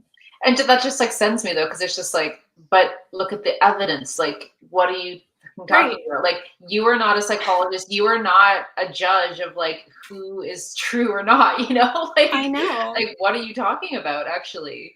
So just look at the evidence. But then again, that's why that juror shouldn't have been there, and like why they shouldn't have been televised. And I mean, this is exactly why it was done this way. And we think that it can sometimes be damaging when we have all this stuff about how Me Too became, like the movement got co-opted by a lot of rich white women. Because yeah, like we absolutely need to criticize the fact that it was co-opted, and yeah, we shouldn't just focus on the problems of like rich white women, but sometimes this like white woman tears and these ideas around privilege are kind of weaponized to discredit some actual real accounts by like, oh, she's just privileged, or yeah, she's just like white woman crying over nothing, and or like and stuff like that. And I understand where those kind of ideas come from, and yeah, privilege discussion is important, but the whole thing around privilege was never meant to be a weapon to dismiss people's real lived experiences or to allow injustice to occur. It's supposed to be like a yes and, like, yes, there is privilege, but also these things still happened, rather than, oh, there's privilege, so now we can dismiss all this other stuff. And yeah, I find that really, really damaging as well. Yeah. And I think for me, that's why this case is so interesting, is because if it happened this way to this person, what is happening to other people, like you said, who don't have those resources, who don't look like Amber, who don't have, I mean, it's not like she has wealth, especially now, but she had, I'm sure, was worth more than any of us will ever be worth before this started. So yeah, there's a lot that was very privileged about her.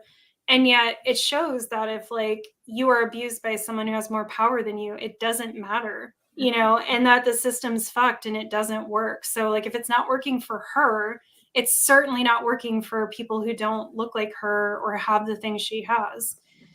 So that's, to me, why it was so significant, because it was such a good example of like sexism is alive and well. It hasn't gone anywhere.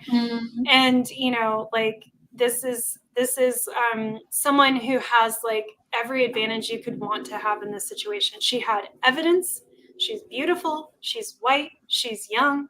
You know what I mean? She has money, has connections, like, and look what happened. Like, she's never going to get her life back. She's never not going to be Amber Turd. You know what I mean? She's never not, I mean, hopefully she will not be those things, but like, she's never not going to have gone through that and have that like stigma on her.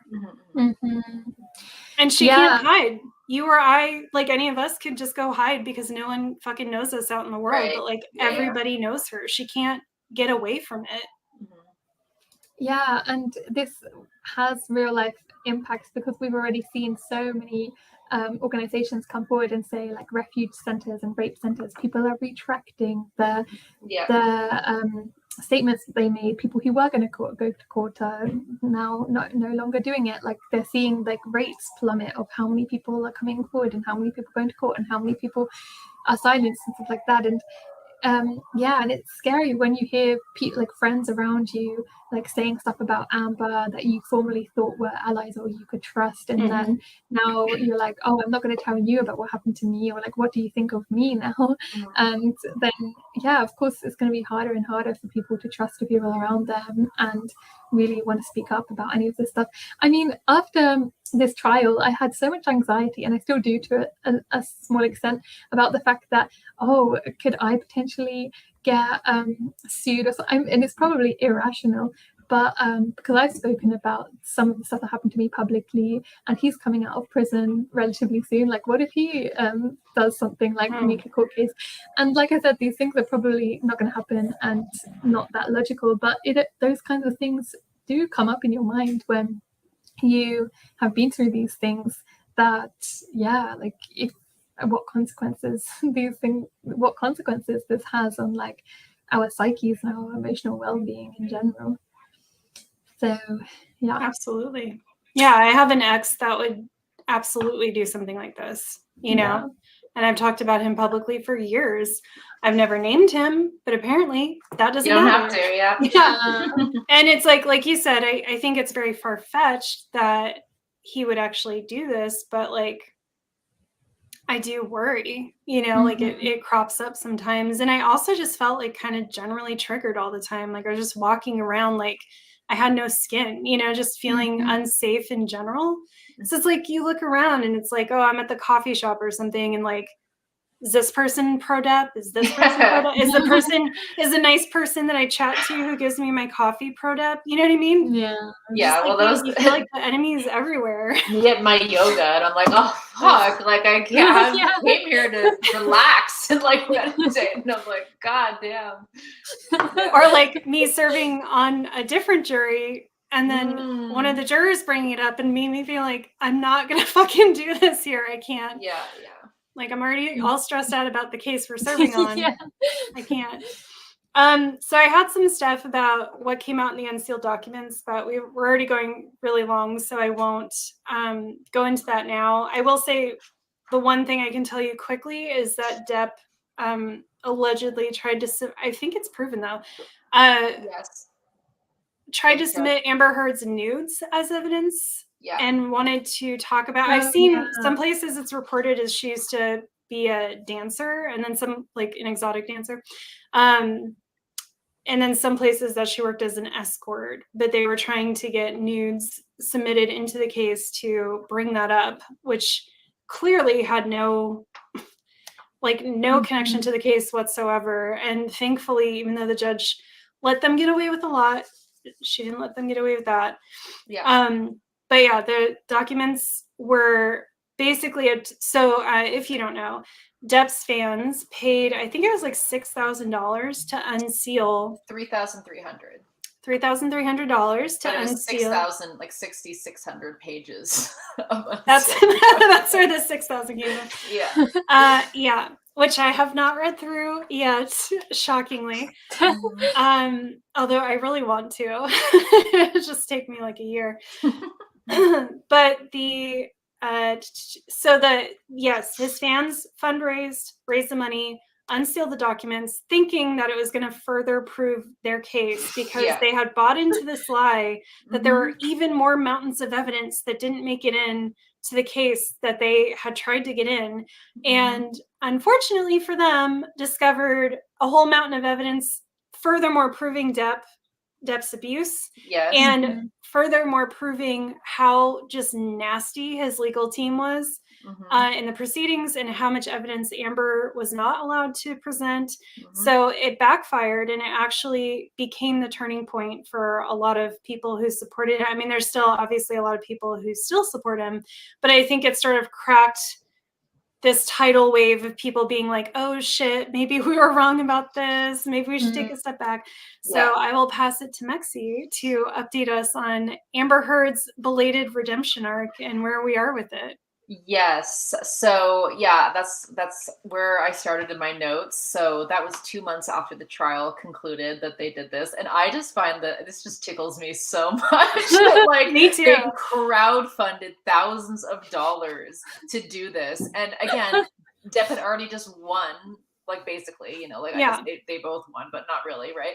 So Depp had already just won, and you're honestly just doing this because you just want to make more memes out of it. Like you just honestly, it was a Depp move. So I guess it was a good way to honor him because it was exactly the kind of self-defeating shit he would do. The kind of shit, yes. And so this is definitely when the tide started to turn for a lot of people. But again, unfortunately, too little too late because I don't know, look at this jury, come on. Anyway, so I had here, there was they tried to get the nude photos in and tried to suggest that she was a sex worker for no reason, like just to be malicious and disgusting, trying to like get nudes in there. It also uncovered crude text between Depp and Manson, who is another alleged abuser. I think he's been proved now, right? I think he was actually... I haven't heard anything. It's amazing how quiet that's been. Yeah. I don't know if it was I'm not online proven, either. but I think it's because he was going to sue Evan Rachel Wood for defamation as well after this. But then I think that it didn't go anywhere. Like I think that was kind of dropped. So that's good. And it also rehashed his history of misconduct with testimony from his ex-agent Tracy Jacobs and ex-girlfriend Ellen Barkin. And they also revealed that Heard willingly walked away from a fortune in the divorce proceedings. So all of that shit about like, oh, she's just doing this for the fame and the money. What fame? What fucking money? And also she could have had all this money in the divorce and she didn't, right? So after that came out, over a dozen celebrities who had liked Johnny Depp's Instagram post actually unliked the post. That post was one of the most liked Instagram posts of all time with over 19 million likes. Disgusting. God. It was just him like gloating about the win and being like, oh, I got my life back and blah, blah, blah. And Heard made a post, which I liked from both of my accounts, which only got 480,000 likes to compare those two figures. And I know people are probably like, okay, celebrities unliking a post isn't like, that's nothing or whatever. But there are actually but there are so many people who are in the business of following that kind of stuff. And like, there's so many, I mean, I sometimes just watch like frivolous kind of like whatever pop culture YouTube channels. And there's a lot of them out there who are getting a ton of views, who are actually, you know, they're in the business of looking at who's doing what on Instagram. And this does show that people were pulling their support from Johnny after these documents came out, and you know, it made news because again, so many people are noticing this kind of stuff. So I actually found who they were. I don't know some of the people on this list because I'm old and just uncool, but I know some of them. Okay, so Bella Hadid, Halle Bailey, Amanda Knox, Jamie Campbell Bower, I don't know, Joe Perry, Joey King, Maren Morris, Melissa Ordway, Rachel Kirkconnell, Riley Kiao, and Sophie Turner and Youngblood. So props to those people who publicly pulled their support from Johnny, which ended up making news. So that was in August of 2022, again, just a bit after the trial. In November of 2022, over 140 people and different feminist organizations and public figures signed an open letter supporting Amber Heard. This included, let me see who's here, Gloria Steinem, Miss Magazine, Constance Wu, the National Women's Law Center, the National Organization for Women, just a whole bunch of people, obviously over 140 people and organizations. And they stood against the vilification and online harassment and unprecedented vitriol that faced Heard. And they stressed that the verdict could have very damaging consequences for other survivors coming forward. And I'm just going to quote a bit from it. It says, much of this harassment was fueled by disinformation, misogyny, biphobia, and a monetized social media environment where women's allegations of domestic violence and sexual assault were mocked for entertainment. The same disinformation and victim blaming tropes are now being used against others who have alleged abuse. In our opinion, the Depp versus Heard verdict and continued discourse around it indicate a fundamental misunderstanding of intimate partner and sexual violence and how survivors respond to it. The damaging consequences of the spread of this misinformation are incalculable. We have grave concerns about the rising misuse of defamation suits to threaten and silence survivors. The letter concludes by condemning the public shaming of Amber Heard and adds, we support the ability of all to report intimate partner and sexual violence free of harassment and intimidation. So that's great. And then, so I guess like after the summer when those people kind of unfollowed him and stuff, I mean, even before that, because there were subreddits that were pro Johnny during the trial as well, like Depp Delusion and FOMO and stuff like that. But those really exploded. And I mean, I was hoping to find more concrete evidence, but obviously nobody's really doing, polling around this. So I don't have hard data. I just have like what I'm finding. The Take did a video about how things are kind of shifting, and then I started to look more into it. So anyway, just anecdotally, like the number of videos, the number of TikToks, and the number of Twitter posts that were getting like substantial likes were increasing since that time for Heard and slowly shifting in favor of Amber. There was a You're Wrong About episode that came out about Amber Heard, and the host said that she felt very uncomfortable because people started to compare the real-time treatment of Amber to quote, living in a You're Wrong About episode, or were wondering about like, oh, I'm looking forward to the You're Wrong About episode. It did feel like that. I'm looking forward to this in 10 years time or whatever, right? And a Glamour article said that, this really highlights an uncomfortable question, which is, why are we as a society only prepared to redeem, quote unquote, unlikable women long after the damage is done, which I think is a very big, important question that is like at the center of, what we're here to talk about today. Because, Britney Spears, everyone, right? It's like we have to wait decades or, I guess maybe the timeline is getting a bit shorter because it's like, okay, this was just a year and we're kind of starting to see a shift. But I still think the majority of the people out there either support Johnny or the shift is like towards, okay, they were both toxic. This was just a toxic relationship versus no, she was abused and there is no such thing as mutual abuse. And, what she did was in reaction to these, very long time abusive dynamics.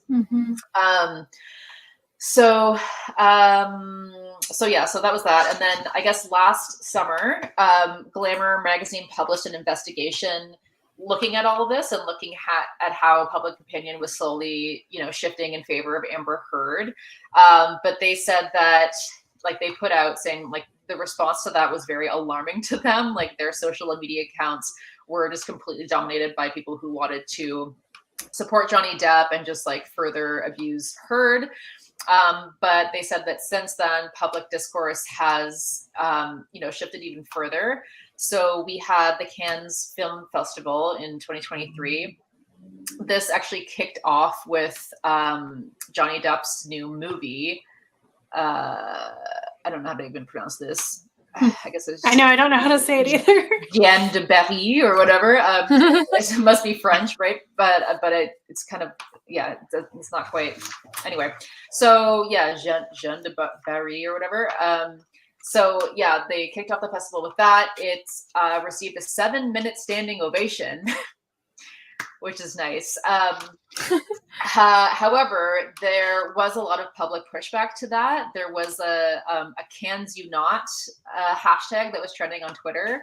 So basically, I think I guess it was France. They banned protest around the festival. Like, you weren't allowed to actually go out and physically protest. So they got around this by doing like a Twitter protest. So it was a hashtag that a number of people were sharing, and it was Cans You Not. And it ended up trending on Twitter. And it was a lot of people supporting her and accusing the festival of rewarding violence against women.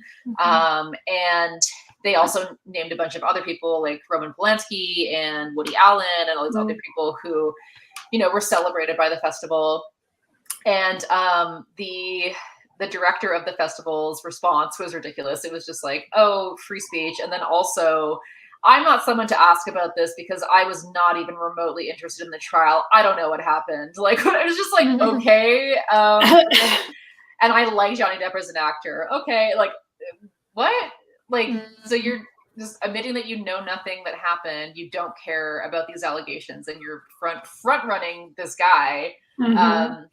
So anyway, obviously, you know, the protest shows that there's a lot of growing support for Amber and people who are willing to push back against this. But ultimately, you know, it didn't do that much. Like, he still got a 7-minute standing ovation. And he's still, you know, like, his career is back. People are obviously like, yeah, good for you, get your life back. And he's touring, he's doing music spots. I actually wanted to tell a story of, so my dad and I always go see Jeff Beck when he's in Toronto. And we booked tickets for the Jeff Beck show. And we didn't know at the time, because it wasn't publicized, that this was actually a tour with Johnny Depp. And a lot of people, because when it was advertised, it was just Jeff Beck. So a lot of people bought tickets not knowing that Johnny would be there. And it was funny because my dad went on to like just Google to see if like what the response was like to this show once we knew that Johnny Depp was going to be there. Because once we knew, it was like, oh my God. And then I was like, there's no way I want to see Johnny Depp on stage, like whatever, because we had front row seats. So we can't even imagine that. Yeah. So we decided to go and just watch Jeff Beck, because Jeff Beck came out and played a solo part first, and then Johnny was coming out. So we were like, okay, we're going to leave in protest or whatever. But like, you guys, the way that they brought him on the stage was so, it was really gross. I mean, they just started playing this like badass, like grungy, you know, these guitar riffs or whatever. And it was just like, I mean, grungy's accurate. Yeah. But it was just him like tapping his like boot. He had like a cowboy boot. It was just him like tapping his boot to the music. And then it was just like, oh shit, like who's gonna walk out? And it was like, oh, it's Johnny Depp, you know? And it was awful. It was so awful. And I was front row, and I was like, I was so pregnant too. I was just like, oh, you son of a bitch. So yeah, so we walked out in protest. I wish I had yelled something that was like pro Amber, because he would have heard me. I was right there. But also I was like, oh, I just need to get out of here. Like, and yeah, most people stayed. Like a couple other people left at the same time, and I was like, are you also leaving in protest? I know, you want to be like, comrade? Yeah, right. Exactly, right. But yeah, and then so anyway, so my dad went on to see what people were saying about it, and a lot of people were pissed, but I mean, not that many people were pissed because of like, why are we platforming this abuser with Jeff Beck, you know, whatever, but a lot of people were just like, this guy sucks, like why was I came to see Jeff Beck, like like this guy blows, that sucked, you know. So that was kind of funny, but I mean, yeah, like his career has definitely not taken a hit. If anything, this, and I'm sure he probably knew that this would happen, but if anything, this actually like re-kickstarted his career, because prior to this, people didn't want to work with him because he was a drunk and he was assaulting people on set and like all this other stuff, and he would show up late and make everybody stay hours late because he couldn't get there on time and whatever. And now everyone's like, oh, we want to work with you because the spectacle, like people know that like people are going to come out to watch these movies because they're like, oh, justice for Johnny, right? So if anything, this completely re-kickstarted his career, which was tanking because of his own, you know, I don't know, gross behavior issues, negligent. Yeah, exactly. Lack of talent. Yes. It's like outrage marketing. It's like no such thing as bad. Yes. Oh, exactly. And then the last thing was that the cast of Le Ravissement, which was a play, I guess, took the stage ahead of their screening, with many wearing T-shirts that read, "I stand with Amber." So that's hype. Yeah, I love that. I love it too. So yeah, just anecdotally, I've been looking at like Reddit threads and stuff and just seeing what people are saying. And people are saying that like anecdotally, they're noticing like a big shift, especially on Tumblr. Apparently, it's like very pro Amber. But yeah, it took a long time, and obviously like this support, it still feels pretty underground. Like it still feels pretty kind of on the margins. And I think like the most people who paid attention to this at all when the trial happened are still very pro Depp. I mean, that was the yoga person. I was like, wait, what? And even though this documentary came out, it didn't include any analysis really. It didn't look at the evidence. It just looked at the media spectacle. And so I don't think that a lot of people actually took very much from that, unfortunately. So yeah, I feel like that's kind of where we're at now. I think we're still on the road to redemption, and it might still take a few years until something, really shifts. But I think a lot of people are going to just ignore it because they're just like, oh, well, Johnny won, so whatever, we love Johnny. They're not going to revisit this until like maybe much later when like a big biopic comes out or something, Yeah. But yeah, some of the other ways he's thriving as well is that apparently he's now confirmed to be directing his first movie in 25 years. And he's recently signed the biggest men's fragrance pact in history with Dior as well. Dior, by the way, allegedly. And then Milani as well. They famously were the ones who... The whole controversy came out about the makeup thing, and they said that it had come out when the palette that she said she was using wasn't available when she said she had used it and stuff. So they're also very much pro Johnny, and I think it's very telling in his own words that he said in an interview, "Do I feel boycotted? No, not at all. But I don't feel boycotted by Hollywood because I don't think about it, blah, blah, blah." At a festival in France, I keep wondering about the word comeback because I didn't go anywhere. As a matter of fact, I live about 45 minutes away. So yeah, maybe people stopped calling out or whatever because they had fear, whatever their fear was at the time. But no, I didn't go anywhere. I've been sitting around. And it's like, I don't know, I just think in his own words, he's sort of saying, yeah, I didn't really feel any repercussions for this stuff. Which is really funny or ironic because, yeah, there's this whole narrative about this is the worst thing that can happen to a man, to be accused of something. And that was the whole thing at the end of the trial, well, throughout the trial, but especially at the end of the trial, that Johnny Depp's lawyers were constantly pointing towards saying, and this is the worst thing that could be done to a man, like to ruin a good man's name. And do you want to have that on your conscience to say that he's guilty of this? And look at the consequences that this has for men more generally and how much it's harming them. But it's just ironic because clearly it doesn't have that many repercussions, not when it initially came out and not after this trial. And it's just the same thing that we constantly time and time again with Louis C.K., who was supposedly deplatformed, but then he ended up winning. Didn't he win a Grammy or something for his comedy? And in that comedy, he even made a reference to like joking about the sexual assaults that he had done, saying something like, "Oh, you got to make sure if they say yes, make sure that they definitely mean yes," and then ended up winning like awards. Funny. That's hilarious. Like what? Yeah. Won a Grammy for his album. And then Mel Gibson as well was charged with spousal battery and continues to direct award-winning movies. Brett Kavanaugh was appointed U.S. Supreme Court judge. And that's just a few examples of like the many people who don't actually end up receiving repercussions for their actions. Meanwhile, their victims are receiving death threats, hatred, vitriol, complex PTSD, ostracized, mocked, shamed, and then what happens to them, like they don't get a redemption arc at the end, they don't get to return.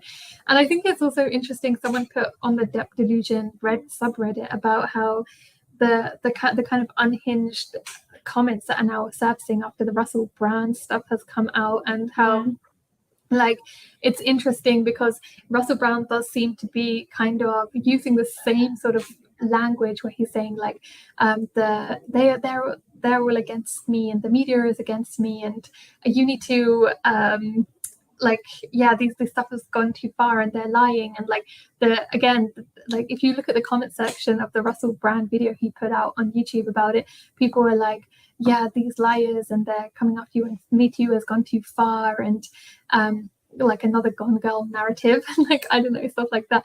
And I love the Gone Girl thing. yeah. And so there's this, they really weaponize this idea about men's paranoia, about false accusations.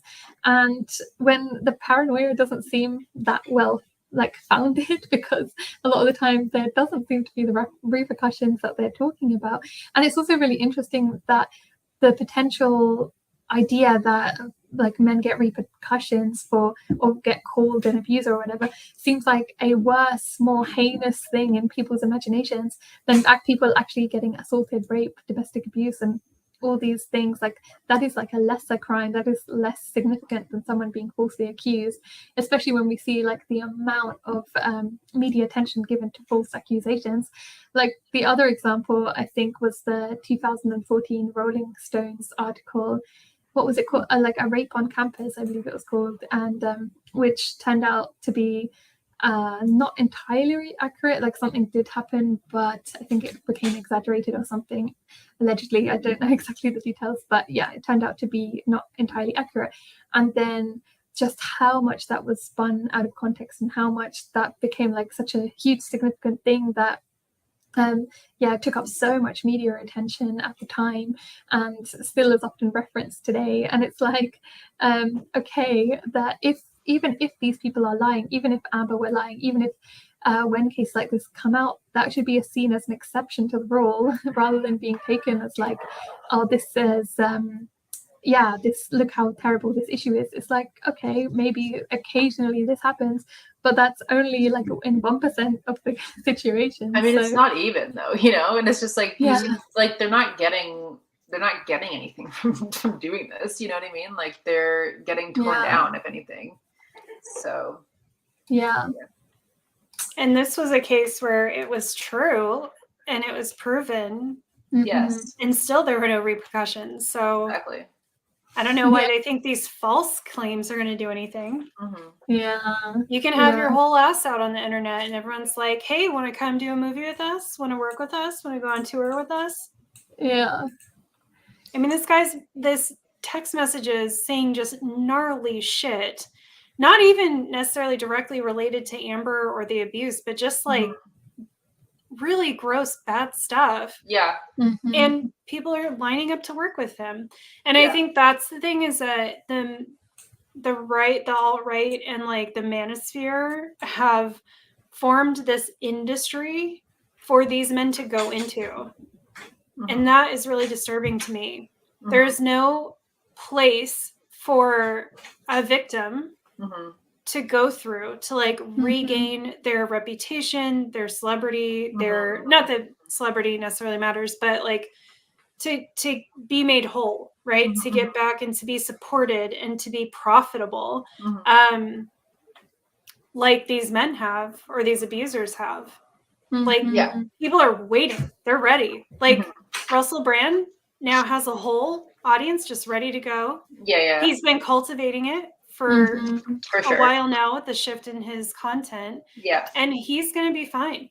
Like literally the only thing that can impact these people is going to jail or prison, which like never happens. And often they get out early anyway. And even then it doesn't necessarily mean their career's over. It's just the only thing that would actually like materially change their experience. Exactly. And then they get to walk around saying they're such a victim, they're being canceled, like, just be a poor little sap while they're like making more money than they ever have.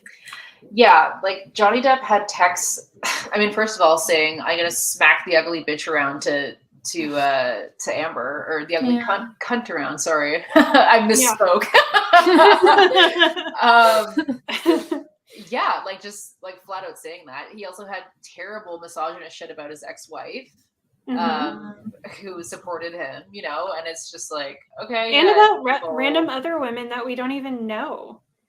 You know, in one text he was talking about meeting a sublime little Russian, like that's how he referred to her, and just being gross. And then in another text he was talking about how some woman's vagina was his, and he like it was very like non-consensual language that he was using. It's all fucking out there. Plus his, you know, I don't want to stigmatize addiction, but like he's out of control in a way where he should not have like he needs help. He needs to go work on that stuff, not be given more power and influence and more yes men who are just going to do whatever he wants and get him whatever he wants. Like he's proven that he's not a safe person to be around, and he's not a safe person to like, can you imagine he's your boss? Like he's directing a movie. Yeah. Oh my God. I just like, no one should have to be in a work environment like that. Yeah. Which also shows the double standards of the whole mental health diagnosis things as well. It's like, again, we're taught that these accusations of men of being abusive or violent or alcoholic or mentally ill will have like damaging repercussions on them. But then actually it was Amber with her diagnosis of bipolar disorder by Johnny's psychologist that he hired, and vitriolic disorder or whatever it's called, histrionic, and which is like a totally outdated concept now that people don't use, and very like sexist. And then she's like made into this like psychopath, but his mental health like isn't seen as, is more like him as a victim. And I do think that people are like victims. If you're an alcoholic, like it is like a terrible thing to go through, and I do have empathy for like the mental health struggles of that. But it's also interesting how like differently mental health is weaponized, and again how men don't seem to have the same kind of repercussions around this stuff. And what really worked in his favor, we still have a lot of issues with how we think and talk about addiction and stuff. And there are ways in which it can be kind of glamorized. There's certainly a lot of ways in which it's like stigmatized. I'm not saying that's not also real, but you know, if you have someone, what worked in his favor is he is this person with this like rocker persona, this like bad boy persona. And so people see someone like him as like, of course he's drinking a lot, of course he's living that rock and roll lifestyle, but they don't see it as like, this is a sad and very destructive health problem. Like it's not cool that he you know drinks a ton and like blacks out. That's right. That's sad, but we have these ideas about people who lead certain lifestyles, and I think that just wildly worked in his favor. It was like part of his branding, and that's why, like in the U.S. trial, he was fucking like, I get fucked up. You know, exactly. Like he wasn't, I think in the U.K. trial, he was more maybe trying to hide that, and in the U.S. trial, he was like trying to pick and choose what he was saying he was doing. Which is another addict thing to do, by the way. Having been raised by one is like, oh no, I wasn't doing that. I was doing this other thing. And it's like, well, you were drunk either way. Like, why does that matter? Like if there's evidence of him saying, I don't recall anything, then why are you thinking that him saying, oh no, I didn't do it? Like, why would that testimony have any bearing? Like he just said, I don't remember anything because I was so wasted. Yeah, it's not, you know, it's not proving your case the way you think it is, but somehow, people are just like, like he's just cool. And he's like, that was part of the narrative too, is like Amber's trying to spoil his fun, and she just doesn't get that he has this like awesome lifestyle and just can't hang with it. And it's like, no, she was like scared he was going to fucking die. And also he was abusing her and she wanted it to stop. Yeah, it's interesting how they kind of use both narratives of that, like the cool lifestyle, but then also kind of the sadness, or like the sad victim Johnny at the same time. So he's kind of like cool 1 minute, but then also a sad victim of his childhood, which led him to be addicted from a young age. And it's kind of both narratives at once that both work in his favor. Meanwhile, with Amber, the fact that like her some characteristics that might not be as likable are never given the same sense of empathy empathy for the fact that they might have come from the fact that she was abused as a child and like physically abused, and also witnessed the domestic abuse of her parents. And yet that narrative doesn't like seem to be used to invoke empathy for her reactions now. Instead, yeah, she's a psycho, she's a bitch, she's no fun and boring and making a mountain out of a molehill and whatever else. Gone girl mastermind.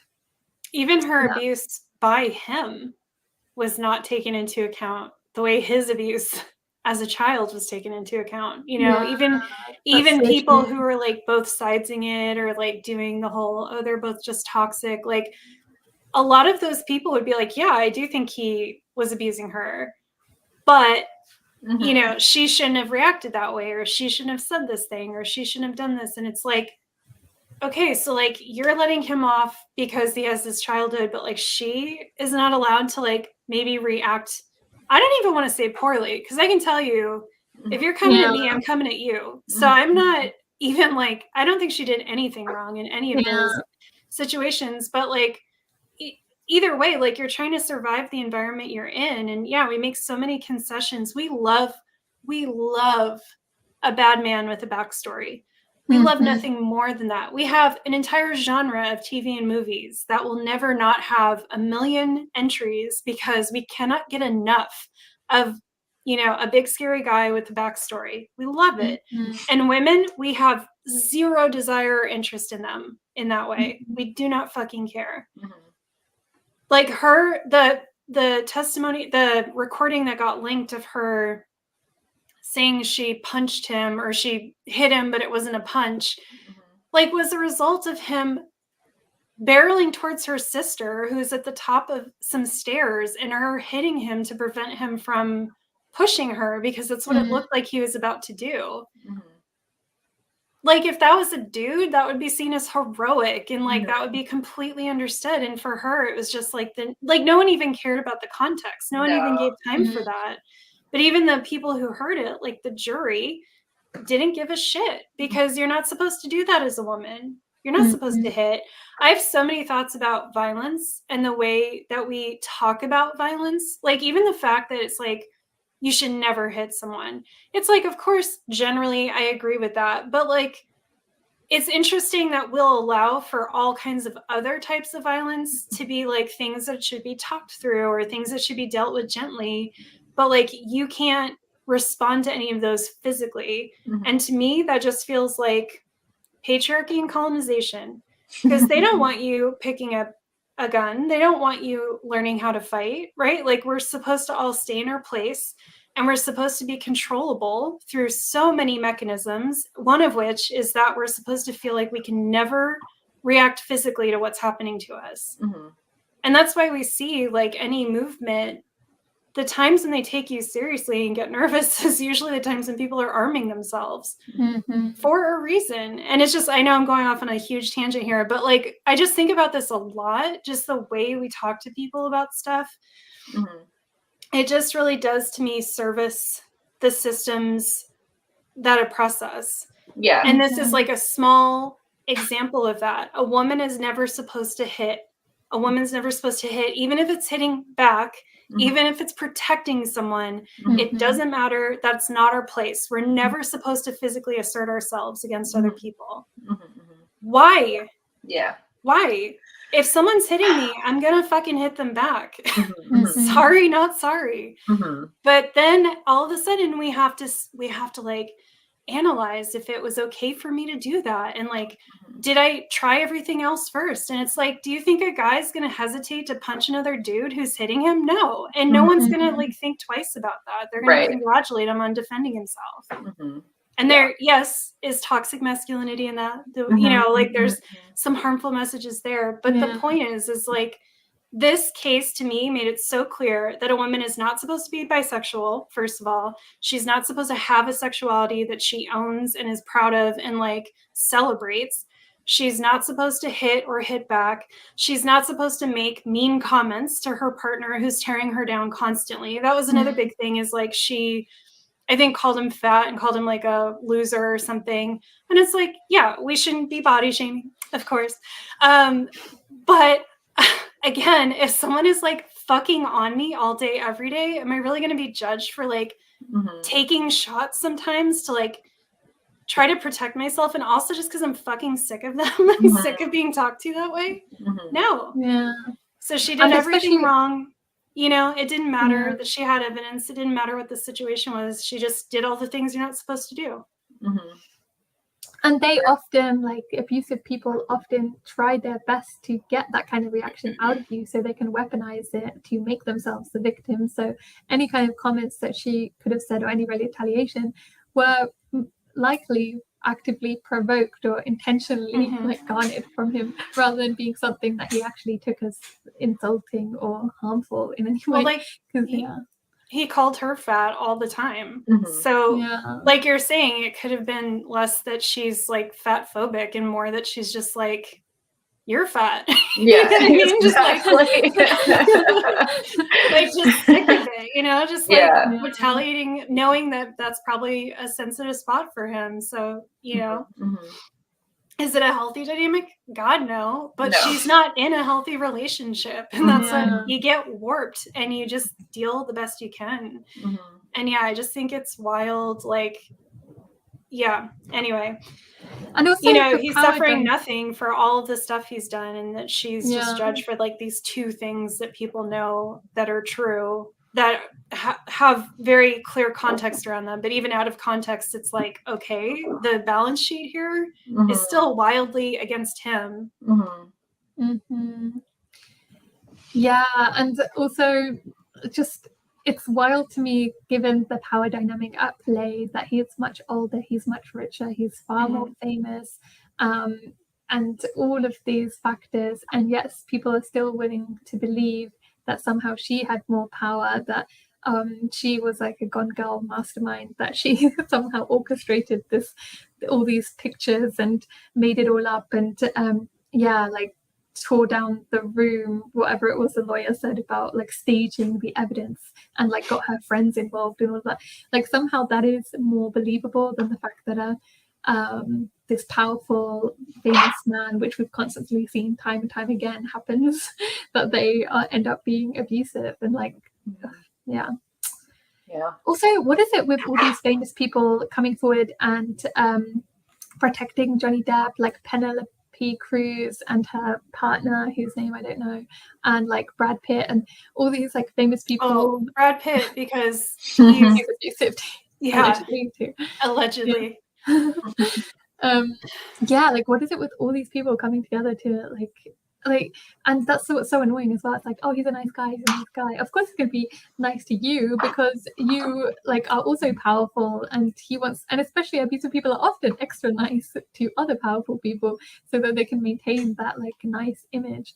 And also it's like clearly he's not nice from a lot of this like evidence against him. Just read his text messages, they're awful. Again, it's all right there in his own words.